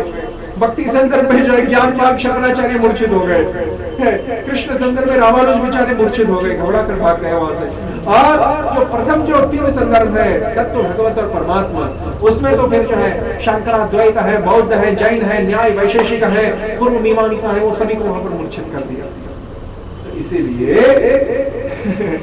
जो यहाँ पर कहने का आशय है वो ये है कि वैष्णवानाम यथाशंभु, जो भागवत शंभु की श्रेष्ठता को सिद्ध करता है, वैष्णवानाम यथाशंभु, किन वैष्णवों में सर्वश्रेष्ठ है? ये तो जरा देखिए, बड़ा आपेक्षिक वाक्य है, it is a very relative statement. किन वैष्णवों में श्रेष्ठ है, जरा अनुमान लगाइए। कल हमने एक विशेष श्रेणी के जो भगवत दास हैं उनकी चर्चा की, एडमिनिस्ट्रेटर्स, लोकपाल, दिक्पाल, देवता, इंद्र, ब्रह्म, रुद्र, महेंद्र आदि, वो भी दास्य रस में भगवान नारायण के सेवक हैं। भक्ति रसामृत सिंधु में 4 प्रकार के दास्य भक्तों में से एक श्रेणी अधिकृत दास वाली बताई गई। जितने भी अधिकृत दास हैं, देवता हैं, उनमें शंभु सर्वश्रेष्ठ भगवान के सेवक हैं। हरे कृष्ण कृष्ण कृष्ण हरे हरे, हरे राम राम राम हरे हरे।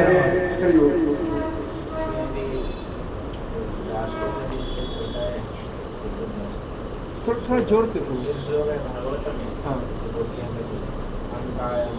मरिया हरिदास वरियो यद राम कृष्ण चरण स्पर्श प्रमोद।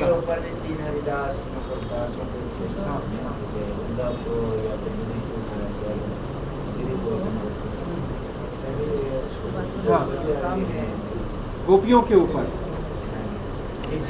हाँ शिव जी के ऊपर, हाँ नहीं ठीक है। और ये भी यहाँ पर एक प्रश्न उठ सकता है कि जब ब्रज की गोपियां स्वयं गिरिराज गोवर्धन को हरिदास वर्य कह रही हैं, तो क्या इसका मतलब ये हुआ कि गोवर्धन पर्वत गोपियों से भी अधिक श्रेष्ठ है भगवान की सेवा करने के लिए? नहीं, ऐसा नहीं।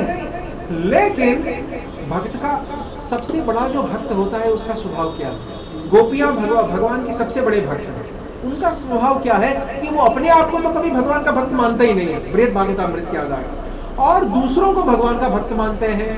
तो यहाँ पर गिरिराज गोवर्धन को जो माना है उसका यही रहस्य है। लेकिन फिर ये लॉजिक तो उद्धव आदियों के संबंध में भी अप्लाई होता है कि उद्धव जब कहते हैं कि नहीं गोपियों की हम चरण रज लेना चाहते हैं, लेकिन वहां पर केवल उद्धव के वाक्य ही प्रमाण नहीं है, वहां पर तो वास्तव में उद्धव जी गोपियों के द्वारा प्रभावित हुए हैं। देखिए पूरा भ्रमर गीत पढ़िए, इसीलिए चूंकि वो प्रभावित हुए हैं इसीलिए यहाँ पर उद्धव की केवल दैन्यता नहीं है कि वो ऐसा कह रहे हो कि गोपियां हमसे अधिक हैं, यहाँ पर वास्तव में गोपियों से प्रभावित है।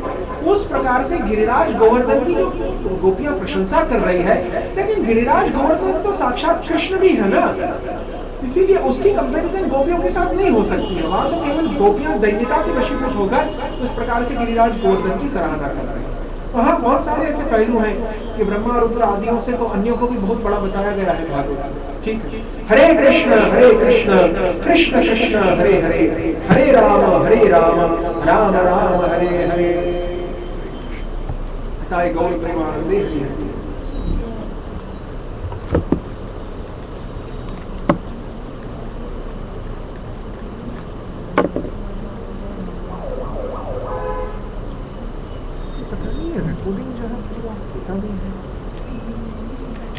तो सुरेश्वर प्रभु चले गए ना, तो उनका अच्छा उनका ये तो लगा हुआ है। ठीक,